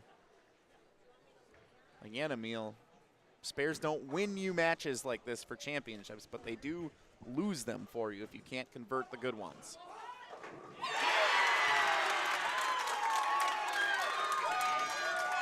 You know you're my guy. Great shot, by the way, by Joseph Schuler, who I had a very cool combo with Joseph when I was trying to maneuver a table and some cameras earlier where he was watching their girls match up. So good to see him striking. But, you know, I'm going to agree and also yet disagree with you regarding the spares. You're right, but I also think if you make a 10-pin, someone's going to have to make a 10-pin at some point perhaps to win, and we could see that situation. So it always works both ways, I think, with the spare situation. For Marinette over on lane 40, big bounce back strike for Brady Boyven in the 8th frame, setting up the Marines for a big finish here in game number 1. Good ball on lane 41 for Elkhart Lake, and a tough break with the 9-pin hanging out in the back there. That was a great shot. Another good shot, just a little bit high in the pocket in the 9th frame for Ethan Shane. You know what I love from Ethan there? He threw a great shot, but his reaction was so pure. He just came back and was like, oh, like, you just don't see that much anymore. Like, I enjoy just seeing the natural reaction from these young players. Got to get the spare, got it. Elkhart Lake marks in the 9th. So they can max out here at 222. They knock them all down. And again, 2-game total pinfall, not best of. As we see a missed spare there in the 9th frame. Yeah, Ethan Shane, that's a tough one. Never want to leave the 9th and 10th open. Those are the 2 tough ones. All the other ones you can live with. You can bounce back, but especially the 10th frame, getting the extra ball in the 9th frame, setting up the extra ball on the 10th. You want marks in those situations for free pins. It's interesting. I'm starting to put 2 and 2 together. I was here last night and caught some of the end of the stepladder finals for the semis. And I saw several of the players in the Elkhart squad, but they weren't bowling, of course, because they were the top seed. And so, but they were still here kind of watching. But what really made me pay attention. Good ball left at 10-pin there in the final frame for Levi Kessler, or excuse me, Parker Annis. Yeah, Parker, Caleb, they've got purple, what looks to be maybe some tape on their left forearms, and that caught my eye last night. And I stand corrected, that was Levi Kessler. I thought I saw it right the first time. So Levi with a strike in the 10th, a 9 count, finish it out with a spare for a 2-12. Very respectable score for Elkhart Lake in game number 1 of the 2-game total pin count. I think that's our second 200 game we've seen in team competition. And a strike on the final ball for Marinette. So the Marines seemed like they were in good shape, but open frames in the 7th and the 9th put them at a significant deficit here going into game number 2. 212 to 171. Our totals as the teams switch lanes for game number 2. In the girls' Division II matchup, although it didn't matter for Antigo, they ended up winning.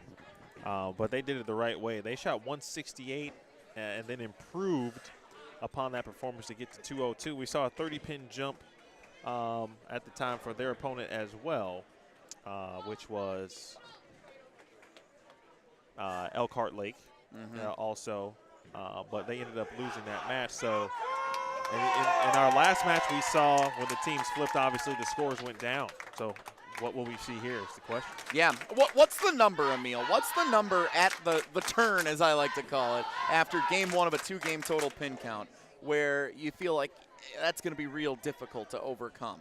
Because, I mean, in my bowling career, we overcame like an 80-pin deficit after game one once to win a conference title. That's, enormous. I'd say 20, you feel pretty comfortable? No, not even close. I think Really? You've almost got to be mathematically eliminated. In this format, I'm telling you, man, I've seen what you just described, an 80-pin comeback. Yeah. It's rare, but it can happen. And as long as there's frames on the board, it's like, all right. I would say like 50. If you go in there leading by 50, you can't take your foot off the gas, but you have a frame or two of wiggle room. I would say that. So 41 is the deficit right now for Marinette. You think that's still pretty doable? It's solid, certainly, but it can be tracked down. Marinette starts with a strike and a makeable spare here in the second frame. Meanwhile, a spare over on lane 40 for Elkhart Lake, playing with a 41-pin lead. And Marinette, key to this game, if they want to come back, stay clean. Stay clean, and if they can find that, they've got to string them at some point. Now, you're saying this, so I'm assuming that Elkhart Lake is going to continue to bowl well. Yeah. And so Marinette is going to have to string them at some point. If that doesn't happen, it's very rare that you go through an entire Baker format and get a totally clean game. So if you can stay clean, that's already going to help you pick up 20 pins or so from that deficit. But then you string a couple of strikes together, you get a big 10th frame. That can be the difference in the comeback. If Marinette, if they get going, right, and they've got the momentum right on their side, Elkhart Lake, I don't care who you are, what the opponent, you kind of looking over at the other team and saying, okay, like here they come. We've got to right the ship here and make sure we get back to doing what we do. And meanwhile, Elkhart Lake could be saying the same thing Absolutely. to themselves about staying clean. If you make your spares here, you're probably not going to lose this match leading by 41. 100% correct. They know the job at hand. It's at this point they're not even bowling against Marinette. They're bowling against themselves to continue to do what they've been doing. Keep your pre-shot routine the same. And allow the opponent to make a mistake, which, we see one early here from Marinette. Third frame open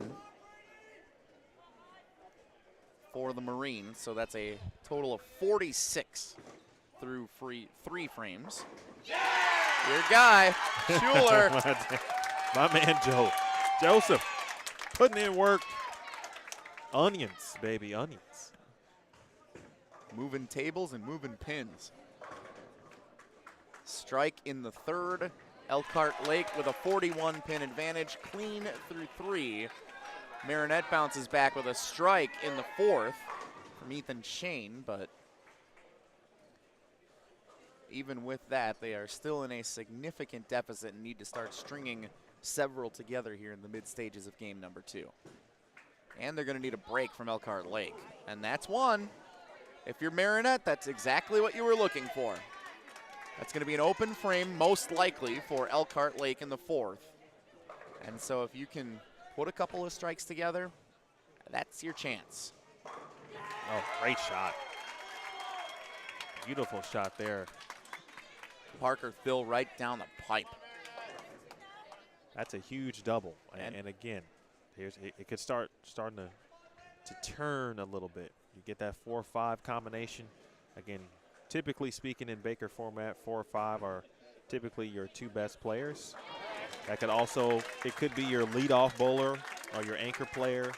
But if you can get your leadoff bowler to make the turn with that 4-5, then you're in business. And one of the reasons for that here is exactly what we see from Marinette. 4th and 5th frame strikes. Now if your leadoff bowler can make it 3 in a row, which was nearly the case. Landon Reek, according to the Marinette info sheet provided here for their lineup, comes up with a 9 count there. But still, if you make this spare, it's still a pretty good little stretch here in the middle of the game. Need another open from Elkhart Lake. Not a strike if you're Marinette, but that was a big shot in the 5th frame.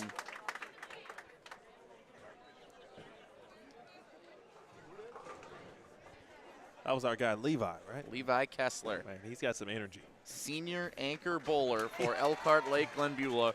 42% strike percentage, 71% fill on the year, and he is showing it when it matters most in this state championship match.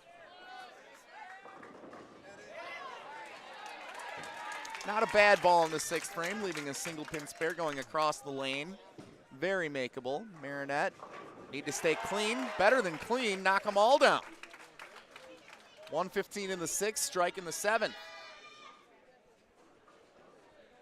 Right now, Marinette's got to be thinking max score. Yeah. And again, this is 2-game total pinfall, so it's so quick that it's not a best of 3. Uh-oh. And that's a single pin open frame. Couldn't get it through the oil going across. We've seen that be difficult for bowlers today, and that is an opening for Marinette with 3 frames left. They need to get over 200 to have a chance here. That ball sits in the middle of the lane.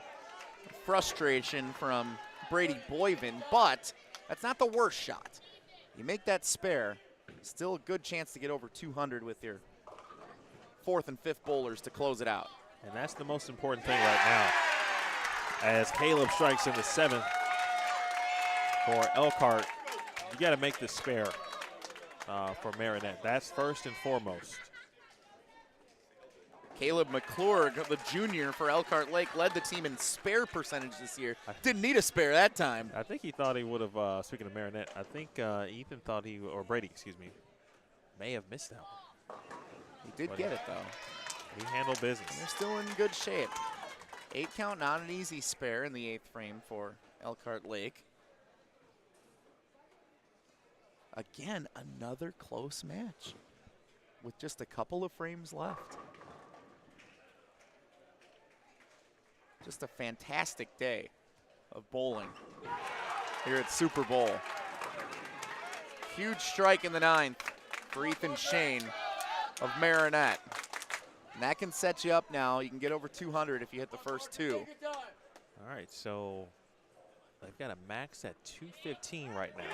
Speaking of Marinette, if they strike out here in the 10th, they would get to, again, 215. It'll be 386 total. I'm going to make a prediction here, Emil. If Marinette's, even if Marinette strikes out, Elkhart Lake stays clean, I think they're going to be okay. Well, here's the math. They would need 175. Elkhart Lake would need to shoot 175 to win the championship. Might need at least 1 strike in there then. They're going to need a strike. There's one. Bang. Bang. 9th frame, huge shot. Well, that's so huge in the 9th because now you have leeway with your count situation in the 10th frame. And coming out of the spare in the 8th, you maximize that too. That was such a pivotal shot. Parker, must have. And that is not what Marinette was looking for. So now they're still going to get over 200. You knock one of these down, it's a 202. That's it. Elkhart Lake, that's it. That'll do it. They just needed 162 after that mark. And in a 2-game total pinfall, it's literally shot to shot. If Parker strikes there, he forces Levi to, at worst, mark in the 10th, but he handled business either way. So you hate to see the heads hang, man, and I know how they feel. I've been there. But this was a well-bowled match. Marinette so close a year ago, 4th place in the 2021 championships. They will be the runners-up in Division II here in 2022. Put the party on for the resorters of Elkhart Lake-Glenbeulah. Just getting a couple extra bowlers in to have some fun here down the finish. They'll get a 183 or a 184 here to close it out. The fans cheering them on in the final moment.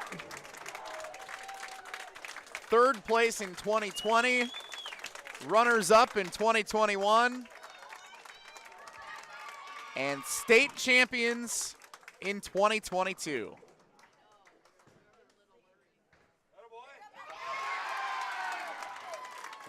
Final count 184.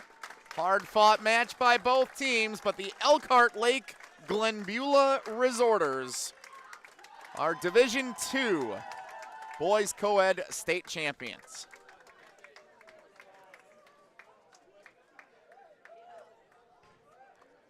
And again, they were the best team this weekend. They were not the best team all year. Finished second place of the Division II teams in District 7A. They weren't even the best in their division. Laconia finished in first place in that division with a 9-1 overall record. They only averaged a 165 in the regular season, but they averaged 209 in the qualifying round, and they put together two great games here in the state championship match to win the Division II state title on Championship Sunday. So again, congratulations to Elkhart Lake-Glenbeulah. Marinette, congratulations on a successful season, finishing as the runners-up. And that leaves one championship match left to go. The Division I Boys Co-ed Team State Championships featuring Sheboygan and Appleton North. The final match of Championship Sunday at the Wisconsin High School Bowling State Championships from Super Bowl in Appleton continues next on BowlStreamTV. Jesse Nelson from ESPN Wisconsin, Emil Williams Jr. Fantastic event again going on all weekend long here at Super Bowl in Appleton. Special thanks again to Storm, Bob's Business Incorporated, H5G, the official apparel company of the Wisconsin High School Bowling State Championships, Artzel Photography as well, the official photographers of the championship weekend. Fantastic job by the Bowling Centers Association of Wisconsin and everybody on hand this weekend. One championship match left to go. We'll bring it to you next on BowlStreamTV.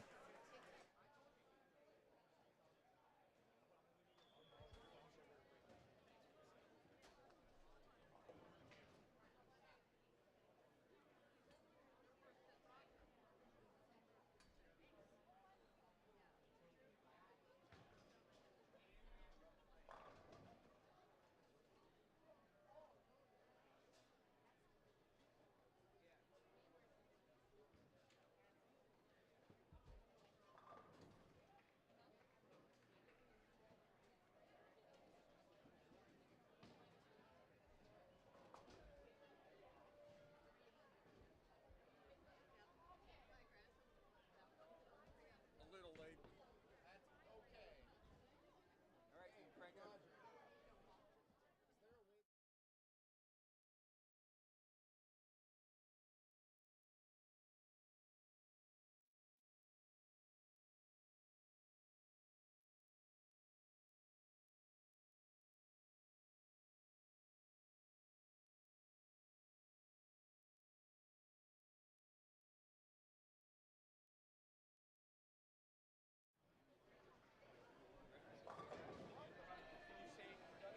Testing 1, 2. Ladies and gentlemen, one match left to go on Championship Sunday at Super Bowl.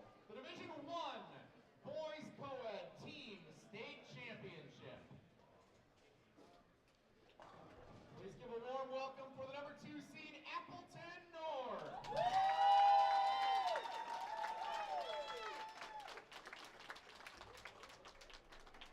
And the number 1 seed, Sheboygan.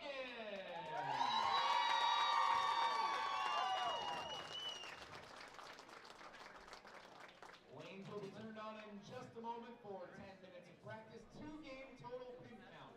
Our format for this championship match. Good luck and good bowling for the Division I Boys Co-ed Team State Championship.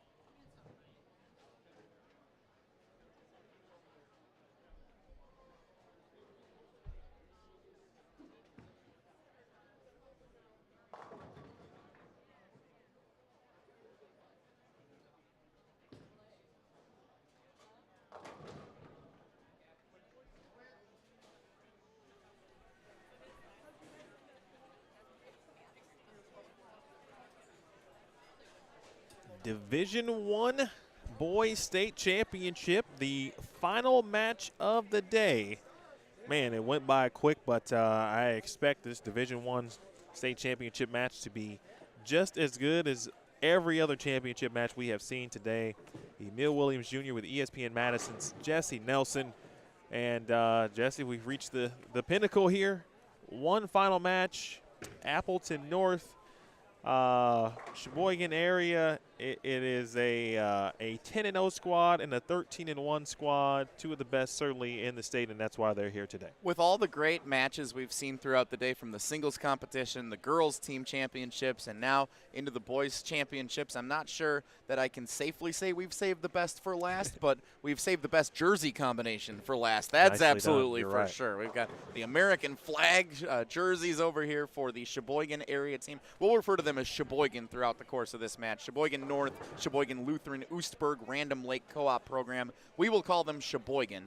And then Appleton North, nothing like a little home cooking. Emil Williams Jr., the Appleton North Lightning, making the most of their opportunity with Super Bowl here in Appleton, hosting the championship event. That is the home center of the Lightning of Appleton North, in the blue, purple, black jersey that you see on the right side here of the lanes on lane 43. Appleton North, a 13-1 record, best in the district, 54% strike percentage, qualifying with a 230 average, the number 2 seed. They came from behind in the final game of the stepladder semifinal last night to beat the number 4 seed Madison La Follette 400 to 384. They trailed 223 to 178 after game 1, but came roaring back in the final, 222 to 161. Appleton North in their home center, advancing to the state championship match to take on this Sheboygan team that is hungry for a state title. Sheboygan South won the Division I Boys Championship in 2020. We will see if this Sheboygan co-op program can now repeat that title in the Sheboygan area as a state contender here this afternoon. Well, I think the boys in our Division II match seem to have a pretty decent handle on this 42-foot Kegel Chromium lane condition. And I think, again, that'll be key. This is a fresh pattern for this match as well as we move over to 42 and 43. You know, who can handle the conditions best early, I think will play a role. Who can handle the nerves early? That's been a constant, I think, throughout the day, just because there's been a championship essentially on the line every single time a match is underway. And I think also the ability to, especially maybe from the Appleton North side, because they are kind of the home team, the favorite, if you will, from that vantage point. A lot of additional support, I'm sure. Sometimes that can go either way, right? You want to do well, not only for yourself, but you don't want to necessarily disappoint the family and friends and everyone that made the drive to come out for Yeah, I always thought it was a huge advantage playing in your home center in my high school bowling days, because Alpine Lanes and Mosquito, we actually didn't get many home games. There were leagues on a lot of the days that we wanted to host events, so we couldn't actually get them in unless we played them on a different day. We had to get special permission to do it, but when we did, our center, we knew it better than anybody, and I feel like that's what we're seeing from Appleton North throughout this weekend. It's a really good squad to begin with, but being in the comfort of your home center, being able to just have some of the normality that a lot of these other teams coming in from around the state don't have, I think that's huge for Appleton North, and they can use it to their advantage. And look, Emil, we're at a place called Super Bowl. Home teams have played in each of the last 2 Super Bowls. Yeah, that's right. The home teams are 2-0. How about that? Let's see if Appleton North can make it 3 for 3 at Super Bowl here today. Their home center for the Division I Boys Team State Championship. Want to thank everyone for tuning in here to BowlStreamTV. If you haven't already, please hit the like button, hit the thumbs up, and get this video near the tops, of course, of our trending vids. And see more content, obviously, from the BowlStreamTV channel. Please subscribe if you haven't already. Ton of events lined up for 2022. Plenty of archived events as well already. Just came back from the Bradley Open in Louisville not too long ago. You can visit the archived events from the 2021 Wisconsin High School Bowling Championships, as well as some content from the 2020 year as well on BowlStreamTV. And again, not including what is upcoming. and a look ahead to the schedule. Midnight Double Society, high-level action bowling coming up in May. National Youth Team Bowling Championships in June. And some other 10K events, New Mexico Open and the CBE 10K Classic, all coming up in the fall. So don't miss anything. Subscribe, click the notifications. Big thanks to the sponsors here. Bob's Business, Wisconsin High School Bowling, Storm, High Five Gear. Who am I missing, Jesse? That Artsel Photography as well. If you're watching this on the stream, even if, I know it's a popular thing for some of the bowlers in the Storm doubles on the other end of the lanes to be watching the live stream on their phones while they're competing. If you want to make sure you get some official photography from the high school bowling state championships before you go, Artsel Photography. Always a pleasure to have them on site here at the Wisconsin High School Bowling State Championships. Practice has concluded. That means we are a couple of final cheers, words from coaches, and big roars from the crowd away from the start of our Division I Boys Team Championship match.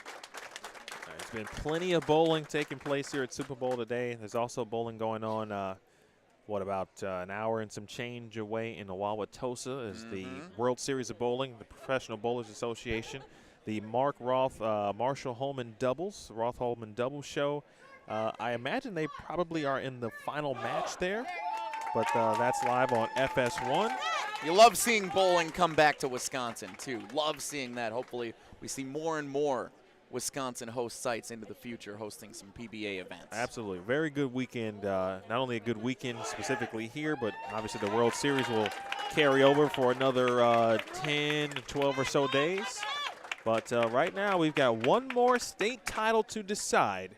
Sheboygan versus Appleton North as we get underway. The Lightning on the left, Sheboygan on the right. Sheboygan, the #1 seed, a 232 average throughout their 15 games of qualifying. 3,484 pins knocked down over 15 games in the qualifying round by this Sheboygan squad. A 9-count opens the Division I state championship match. Appleton North's response, a 9-count of their own. Appleton North, a 230 average throughout qualifying. They knocked down 3,456 total pins.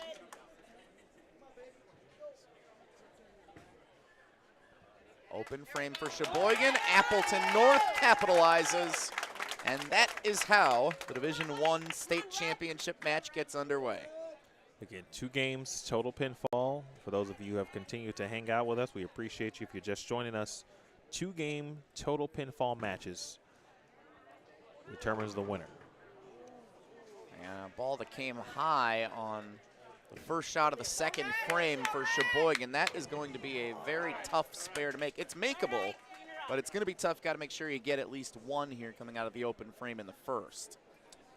Well, I tell you, Jesse, this lane 42 is already given vibes like the last time we saw the Division I girls match, where there were shots that looked like they were going to be good, or at least maybe roll into the 1-3 a little bit, and they just kind of get stuck in this hydroplane mode. We'll see if that continues to be the case. And Sheboygan unable to pick up either of the 2 pins out on the lane, leaving 2. 17 the total for Sheboygan through 2 frames, but an open for Appleton North also. Another slow start as you get familiar with the lane. Could be some nerves in the championship match. Again, the entire operation here on this championship Sunday is just a little bit different than what you're used to throughout the course of the entire high school bowling season. And now you start to get in rhythm by the time you get to the 3rd, 4th, 5th bowlers, as Sheboygan shows on lane 43 with a big strike. Those are kind of strikes that just settle down the team. After you see a couple of opens to start, all it takes is one player to get the momentum going. That is Ryan Tesh, the sophomore on lane 42, bowling in the 3rd frame. Difficult spare to try and make. Tesh and his teammate Christopher Bolt, a freshman, 252 frames bowled this year to lead the team for Appleton North. A lot of experience for two of the younger players on the squad. Back-to-back strikes for Sheboygan. It's a really good shot there for Rory Stuber. I like how he's playing the lanes and looks like he's got a ball that's I would call something solid. Maybe a touch of surface on it. Oh, Tesh is going for it. Almost gave it a run. But he gets two. Back-to-back opens for Appleton North, a 34 through 3 frames. So Sheboygan in front, throwing in the 5th. Crossover leaves 2. You can bounce back from that, though, if you pick up the spare here. Jack Winter, the senior for Appleton North. It's one of the things, Emil, about being in your home center, too. Even if you start with a little bit of trouble, like the home feel, I think, just makes you a little more comfortable. Like, I know how these lanes break down. Yep. I've been here a million times practicing and in matches, and Appleton North has to feel like that's an advantage here this afternoon. And that's a great point, and one that you can't understate in that sense. Anytime you've got perhaps a better feel of what the lanes will do pair to pair. Now slightly different there as we see a 210 in Appleton North with some early struggles here, but because they're not bowling on a pair of lanes, right? Unconventional the way the championship finals are held here in Wisconsin. There's basically using a lane on each pair. Nice shot, big rebound. Hunter Adams leads Sheboygan's team with 49% strike percentage on the year. Well, that's a lot. And he comes up with a big one in the 6th frame. But to finish the point on even though you're using basically one lane from each pair. Oh my. Nearly a conversion. That was as close as you're going to get without knocking that over. The comfort level, typically you would figure that Appleton North would have a good feel of what's taking place. That was Luke Winter, the anchor bowler for Appleton North. How rare is that open for Luke Winter? 95% fill percentage on this season. That's astounding. But that's the kind of statistic that'll get him a lot of playing time if he chooses to bowl collegiately. That's the kind of stuff that collegiate teams are looking for right there.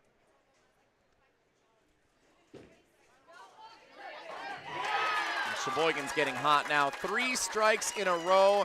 They've actually struck in 5 of the last 6 frames.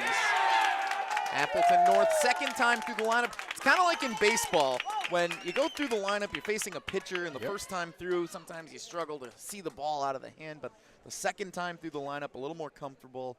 You find an adjustment to make, and you can really see it through in the 6th through the 10th frames to work your way back into a 2-game total pin count match. And very important because of the format that Appleton North picks up as many pins or gains as many pins as possible, despite what the deficit may say.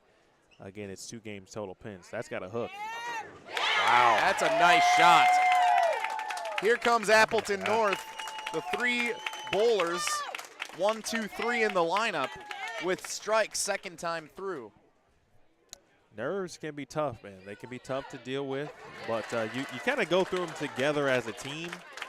But once Dalton got busy in the 3rd frame, the team kind of took off running for Sheboygan, and very similar situation for Appleton North as you just talked about. Once the lineup flipped, you get those first 5 frames out of the way. Everyone's had that one shot that they can just kind of be like, okay, it happened.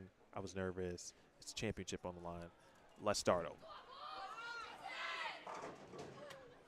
Crossover in the 10th frame for Sheboygan. Emil, this spare right here for Jack Winter of Appleton North might be the biggest shot of the match. And the reason I say that is he's unable to convert it. Going into the 10th frame, being where they were at, coming out of 3 in a row, Sheboygan, with the spares here down the finish line, you could close that gap as you switch lanes for game 2. That would have been a huge shot for Appleton North to convert and get close here heading into the 10th frame, and instead they're still going to be working from behind. Even with a big 10th frame here, the closest they can get is to down 13. Well, and Sheboygan has given Appleton North a potential break here. Wow, 2 7s back-to-back frames for Appleton North. I was going to say with the open frame there from Justin in the 10th for Sheboygan. You know, a double, and Appleton North would have been in the 170s. And but now they may be looking at not only at least a 23-pin deficit potentially, and that's if Luke makes the spare and strikes on the fill. Again, Luke Winter, 95% fill on the year. And he converts here in the 10th frame. If you have a 95% fill percentage, you're not going to open twice in the same game in your home set. That's big spare, and that's why he's where he is in the lineup. Big spare for a ton of reasons. Although he's about to switch lanes, you want to get a chance at another shot. You anticipate that, you know, Sheboygan isn't really doing too many things differently from a lane play perspective than what Appleton North is. So this is an important shot, I think, for Luke to try to feel good and figure out, you know, what's best to get him to the 1-3. It's a better shot. That's a much better shot. And even though he only got 9, not a huge deal there, just losing the 1 pin by not knocking them all down. So 165, 24 pin difference. Definitely something Appleton North can make up here heading into game number 2. And it's something that they did last night as well. They came back from even more than that, trailing 223 to 178 in that stepladder semifinal against Madison La Follette. The match prior to this one. It's a position that they are comfortable being in. The final game of the high school bowling season. Man, when you put it like that, just puts it even to more perspective. Also means it's almost lunchtime. Indeed. Appleton North now on the right side. Lane number 43. They're ready to go right into this. And that's a huge shot right out of the gate. Dylan Williamson, the junior, wasted no time getting right into this. Sheboygan was still huddling up as Appleton North decided, let's just go ahead and get right into it. And you know what? I like that because in Baker, you know, pace is really determined by the team themselves. And so unless you're in a situation like a best of, which this is not, or, you know, the higher seed and all that, that doesn't attest here because it's game number 2. Be good shot. You can go as fast or as slow as you want. And every now and then you'll see some teams kind of play that game a little bit, a little gamesmanship. Not saying that's happening here yet, but no need to wait if you don't want to. Hunter Adams had the big strike in the first frame for Sheboygan, now a strike in the second. They've doubled up to open game number 2. 2-game total pin count will determine the state champion. It's a 24-pin advantage for Sheboygan starting game number 2. Converted spare by the Lightning of Appleton North in frame number 2 over on lane 43. It's spare by the young freshman. And Sheboygan, the mentality, and I'm sure one of the messages in the huddle before the second game, don't make them make a miss. Don't make them or allow Appleton North to have a chance to win it in the 10th frame. Go win it yourself. Go win it. And 3 strikes out of the gate. And you can't let them feel good. You can't let them get any momentum. But it's the same situation as we talked about in previous matches. Whoever's leading going into game 2, it's totally up to them. It's their ball. It's in their court. Rory Stubler, fill percentage 81% on the year. The lead, the team strikes for 4 in a row. Starting to feel like it might be Sheboygan's day. And a 3. The old 3-6-7. 3-6-7, yeah. Makeable, but tough. All right, one note I'd like to mention here in 1 second. 5 in a row for Sheboygan. So Kimberly Fairchild watching. We appreciate you watching, Kimberly, here on BowlStreamTV. Ooh, that was a nice attempt at that. Mentioned a very nice note that this Sheboygan squad yesterday did have or did reach or achieve perfection during Baker. competition, so they know what they're doing in this situation.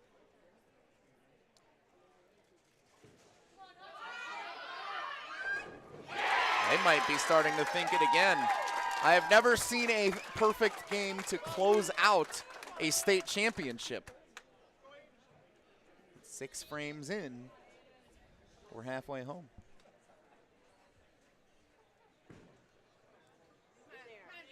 Big shot there. And that's huge. It keeps Appleton North in it. Huge because it keeps them in it, and it's going to keep Sheboygan honest, too.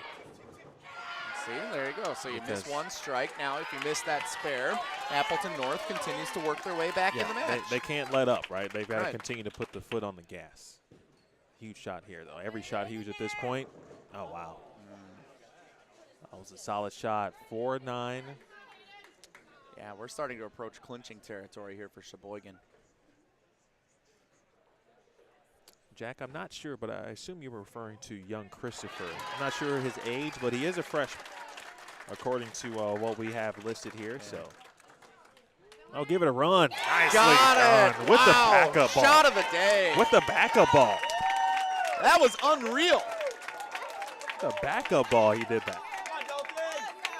Holy cow. Nicely done. He went back up to take care of that. And Sheboygan picking up right where they left off. Hey, man, Dalton strikes a lot. This could be the first team we see go clean through an entire championship match today. If they can convert a mark in the 9th and 10th frame. And it's impressive how they're looking to do it. Well, at this point, Appleton North can only get to 226. They came in already trailing by 24. It's about how much can they add. Speaking of Sheboygan. Great ball with a ringing 10 pin. Reminiscent of my 299 game. That was the last ball I had. Ringing 10? Felt perfect about it. Best ball I'd thrown in the entire game. Left a 10 pin in the corner for a 299. Oh.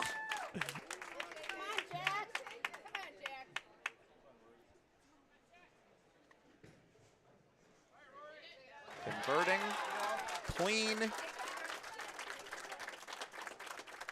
well deserved by this Sheboygan squad. This is as good a bowling as we've seen all day from any team or individual.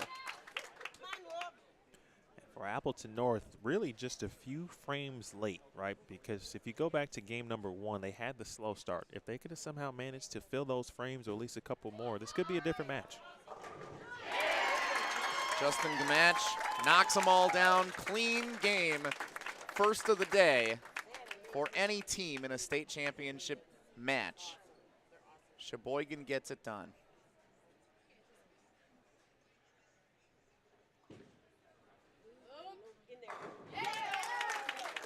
And Luke Winter closing out strong. Strikes in both the 5th and 10th frame. If this was a 7-game match, you could easily see Appleton North potentially coming away with a win here, because they're starting to find that rhythm. But obviously, in a 2-game total pinfall sprint, you got to find it early and limit the open frames. Do you think that they would ever want to consider making the championship matches longer? Make them best of 5 or more like a traditional match for the season, a best of 9? Potentially. I mean, well, let me say, after being at the event for my 2nd year, I do like what they have here because it's different. You don't really see this a ton. And so it does force you to kind of, get lined up pretty quickly. You got to be focused throughout, which I think is most important, right? You got to be lasered in on what the lanes are doing out the gate.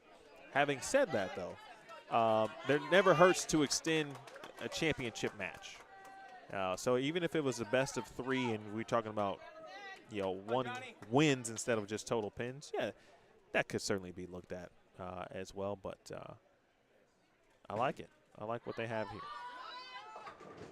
All right, Jonathan, get some time in. Rotating in, getting every bowler involved in this state championship.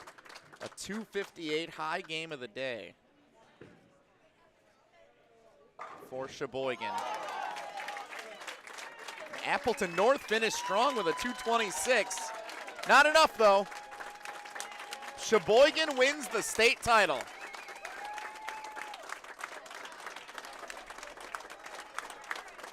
A grand finale on a tremendous championship Sunday at Super Bowl.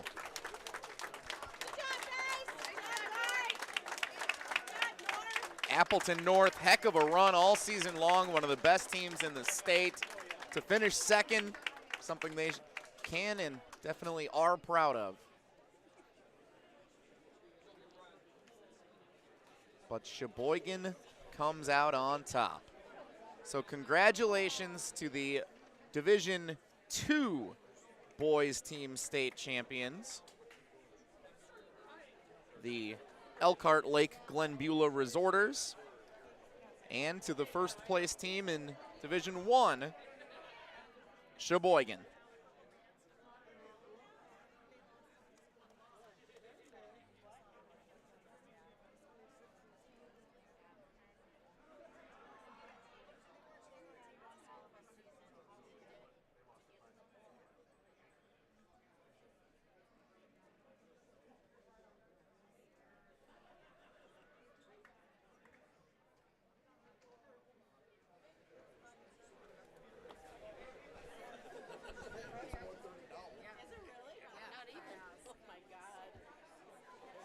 Quick note, we just saw, of course, our Division I win.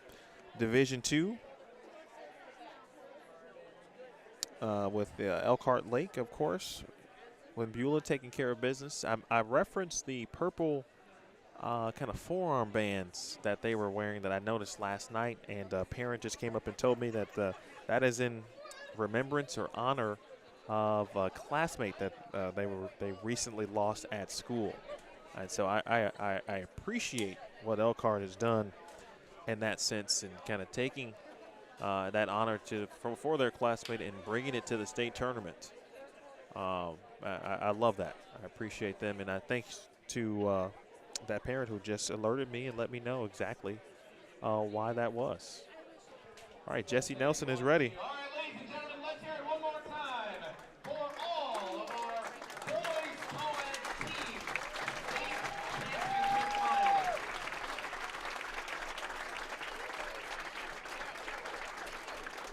Impressive bowling all day long, and especially in this final round. When I call your team name, please come on up. We have championship plaques and medals. Pictures will be taken to my left over here. And special reminder, artful photography available in the back of the bowling center here. Artful photography available for professional pictures once you are done out here as well. We begin with Division II. Congratulations to the 2022 state runners-up, Marinette.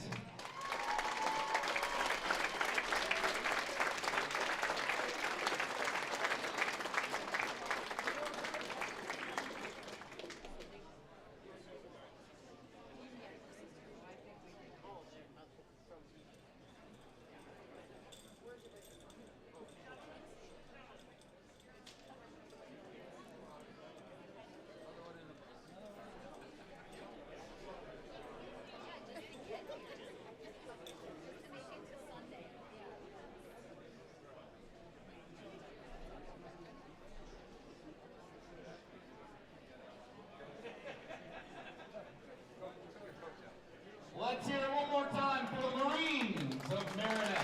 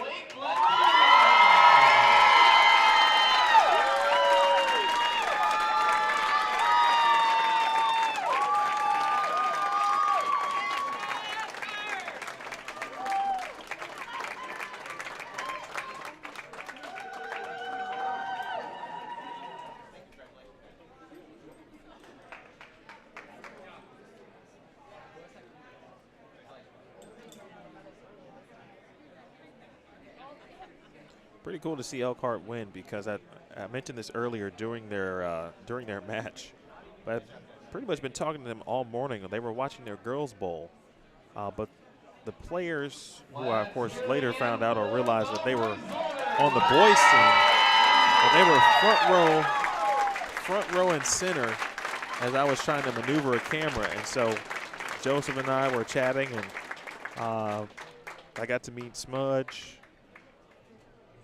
as well, the cool puppy. While we wait for final pictures to be taken, I want to again thank our sponsors for this weekend's event: Storm, Bob's Business Incorporated, H5G, the official apparel company of the Wisconsin High School Bowling State Championships, and Artel Photography.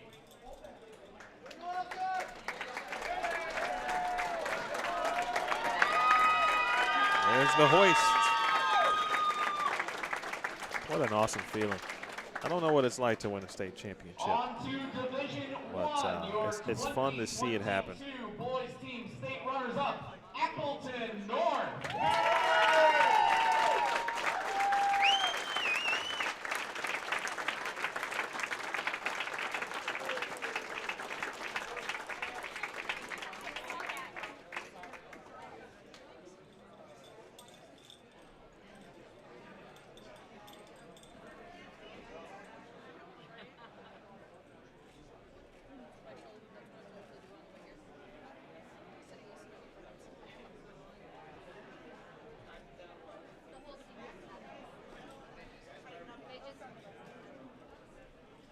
Let's hear it again for the Lightning of Appleton North.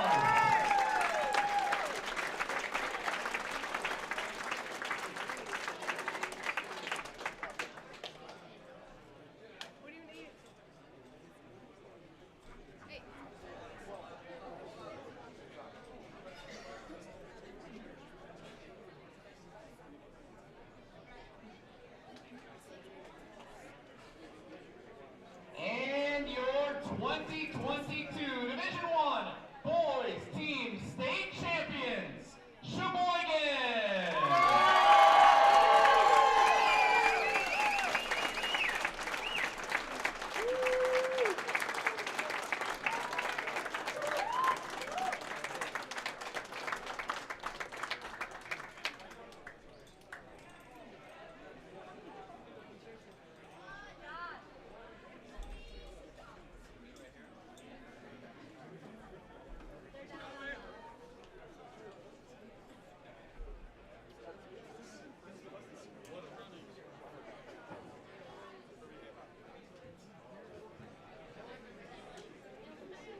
Let's give it up again for the co-op program, Sheboygan North, Sheboygan Lutheran, Lewisburg, Random Lake, your 2022 Division I Team State Champions.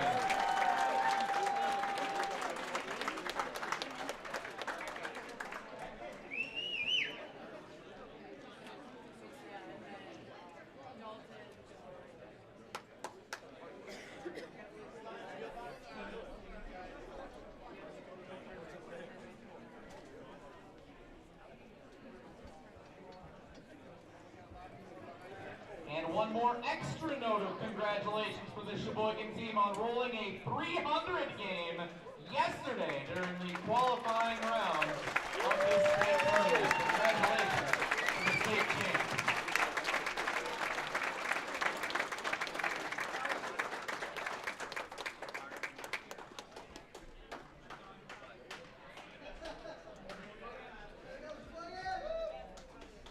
And that does conclude Super Bowl Sunday here at Super Bowl of the Wisconsin High School Bowling State Championships.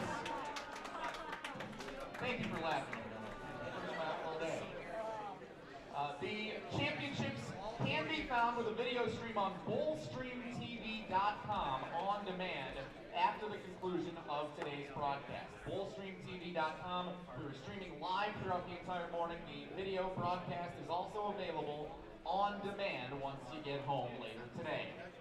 Special thanks to Emil Williams Jr. on the live stream for BowlStreamTV.com. Special thanks to all the representatives from the Bowling Centers Association of Wisconsin, Wisconsin High School Bowling represented here today. My name is Jesse Nelson from ESPN Wisconsin. Thank you so much. This has been the 2022 Wisconsin High School Bowling State Championships. We will see you next year at Dales Weston Lanes up in Wausau.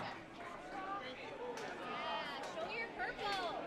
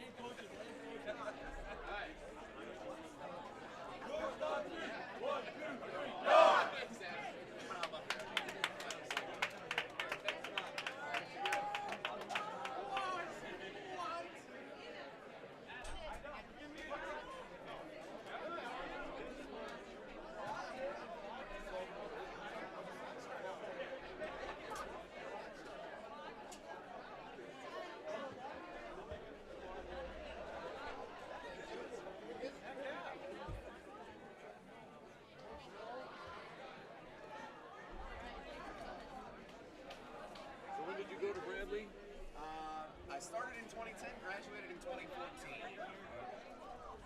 We've been before you, Brian Schaus was a pitcher for the Yes, Brewers. yep. He was a Brave, so I went to a game. I'm a Cub fan. I went to a Cub game at Miller We Park. didn't hold that against you. But I yelled out, hey, Bradley Brave, because he was walking out to the bullpen, and he stopped. He turned All right, around, good people. figured out I'm wearing all Cub stuff. But he's like, That's awesome. Wow. Kirby Puckett. Yeah, we're claiming him. Claim him. We'll get Neil Strimmel there out of the way. More in a couple Yep, minutes. take it. No problem. Take it easy. And we'll bring in Jesse Nelson for the final time and get some thoughts. Get some thoughts, or final thoughts, I should say. I'm going to try to sneak you into this, Oh, look at me. this I'm on camera TV. right Look here. at that. Okay, all right. This should work. This should work. Man, how about that? Great turnout. Obviously, the bowling was spectacular, just spectacular. Shout out to every single winner. I know you got the memory of a champion, so we'll recap the day. But first and foremost, your final takeaways from what we saw. Maybe the most fun I've had in high school bowling state championships. And I don't just say that lightly. Like I've been a part of a number of these. Dales Weston Lanes and Ashwaubenon Bowling Alley, Guerrero and Wauwatosa.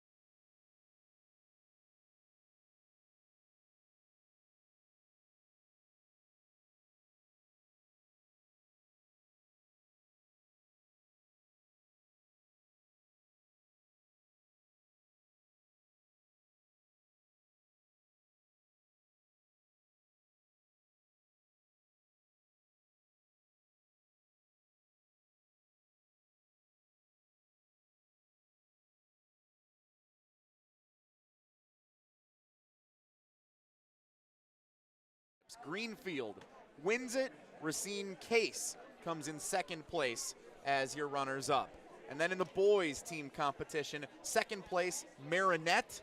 Your runners-up, your 2022 Boys Division II Team State Champs, Elkhart Lake-Glenbeulah. And in Division I, the runners-up, Appleton North. The winners, the Sheboygan Co-op program of Sheboygan North, Sheboygan Lutheran, Oostburg, Random Lake. Fantastic bowling throughout the entire day. Congratulations to our runners-up, our competitors, and of course, our champions. Well, Jesse, in the midst of trying to do something cool, I thought we had some audio working there. And apparently we still don't have audio. All right. So, I think we should have it here. I'm going to say thank you to Jesse Nelson just because I want to make sure people actually hear me say that. So let's go to our final shot there. If the audio's not working, I'll give you a thumbs up and say thanks. I think it's good now, so I'm going to go back to us real quickly. So my apologies there, folks. We go the entire day without an issue. The producer wants to try something cool and get us on camera before we go. All I wanted to do was be on TV. And, you know, you forgot to throw some sound on it. Actually, I didn't forget. I actually added the sound, but, you know, didn't press the button and send it on. So people watching at home on BowlStreamTV, they could play along and, like, dub over they whatever could, we actually. were saying. That could happen. And I could be saying nonsense throughout that could happen. Fun down the road. But as you said earlier, though, I forgot what we were talking about. If that was the worst thing at whatever point we were talking about, if the worst thing was having audio issues at the end of the tournament was the worst thing, then we did a great job today. I agree. I agree, Emil. We were briefly discussing just final thoughts. I will give mine. I know Jesse just talked about arguably the best championships that you've been a part of. Yeah, amazing. And I'm assuming you're talking about both as a player and yes, from this side of the venue as Without well. And that includes when I knew a guy who won the singles competition. This might have been better than that day. How about that? Okay. Well, I will say in my 2 years, it's just my second year. You know, last year you just want to make sure things work. Right? I'm in a new situation, stepping into it, and don't know anyone, and I appreciate you for making my job much easier. And same thing here, you were prepared as always and ready to go. But this was definitely not only just for this event, but and I'm thinking about some of the events I've done in the past, and the bowling throughout the day was top notch. Absolutely. And that's very rare to get high level bowling throughout an entire event, even though it's a quick one, obviously. But every match, every shot, every ball. The players were amazing today, and shout out to the state of Wisconsin, and shout out to the Wisconsin High School Bowling Club and everyone at the BCAW for kind of cultivating a very, very good high school bowling community and structure here in the state. I know this state's bowling community is great all the time, and when I come to this event, I see it at the grassroots level. So alive and well in the state of Wisconsin, no doubt about that. No doubt. And again, just in case you didn't hear me or hear us, boys single state, Xavier Gauthier from Oshkosh West, your champion, defeated Aiden Walter. Girls singles belongs to Brianna Thompson, who defeated Sky Farr. Sky Farr was the number 5 seed, made it all the way to the championship Talk about match. An incredible run. And then our our team, one more time for me. Yep, for our team championships, Girls Division II, Elkhart Lake-Glenbeulah comes in second. Antigo wins your 2022 Division II Girls State Championship. In Division I, Racine Case, your runner-up. Greenfield wins the Division I Girls State Championship. And then for the boys team and Coed team championships, second place, Marinette, the Marines, come in second as the runners-up.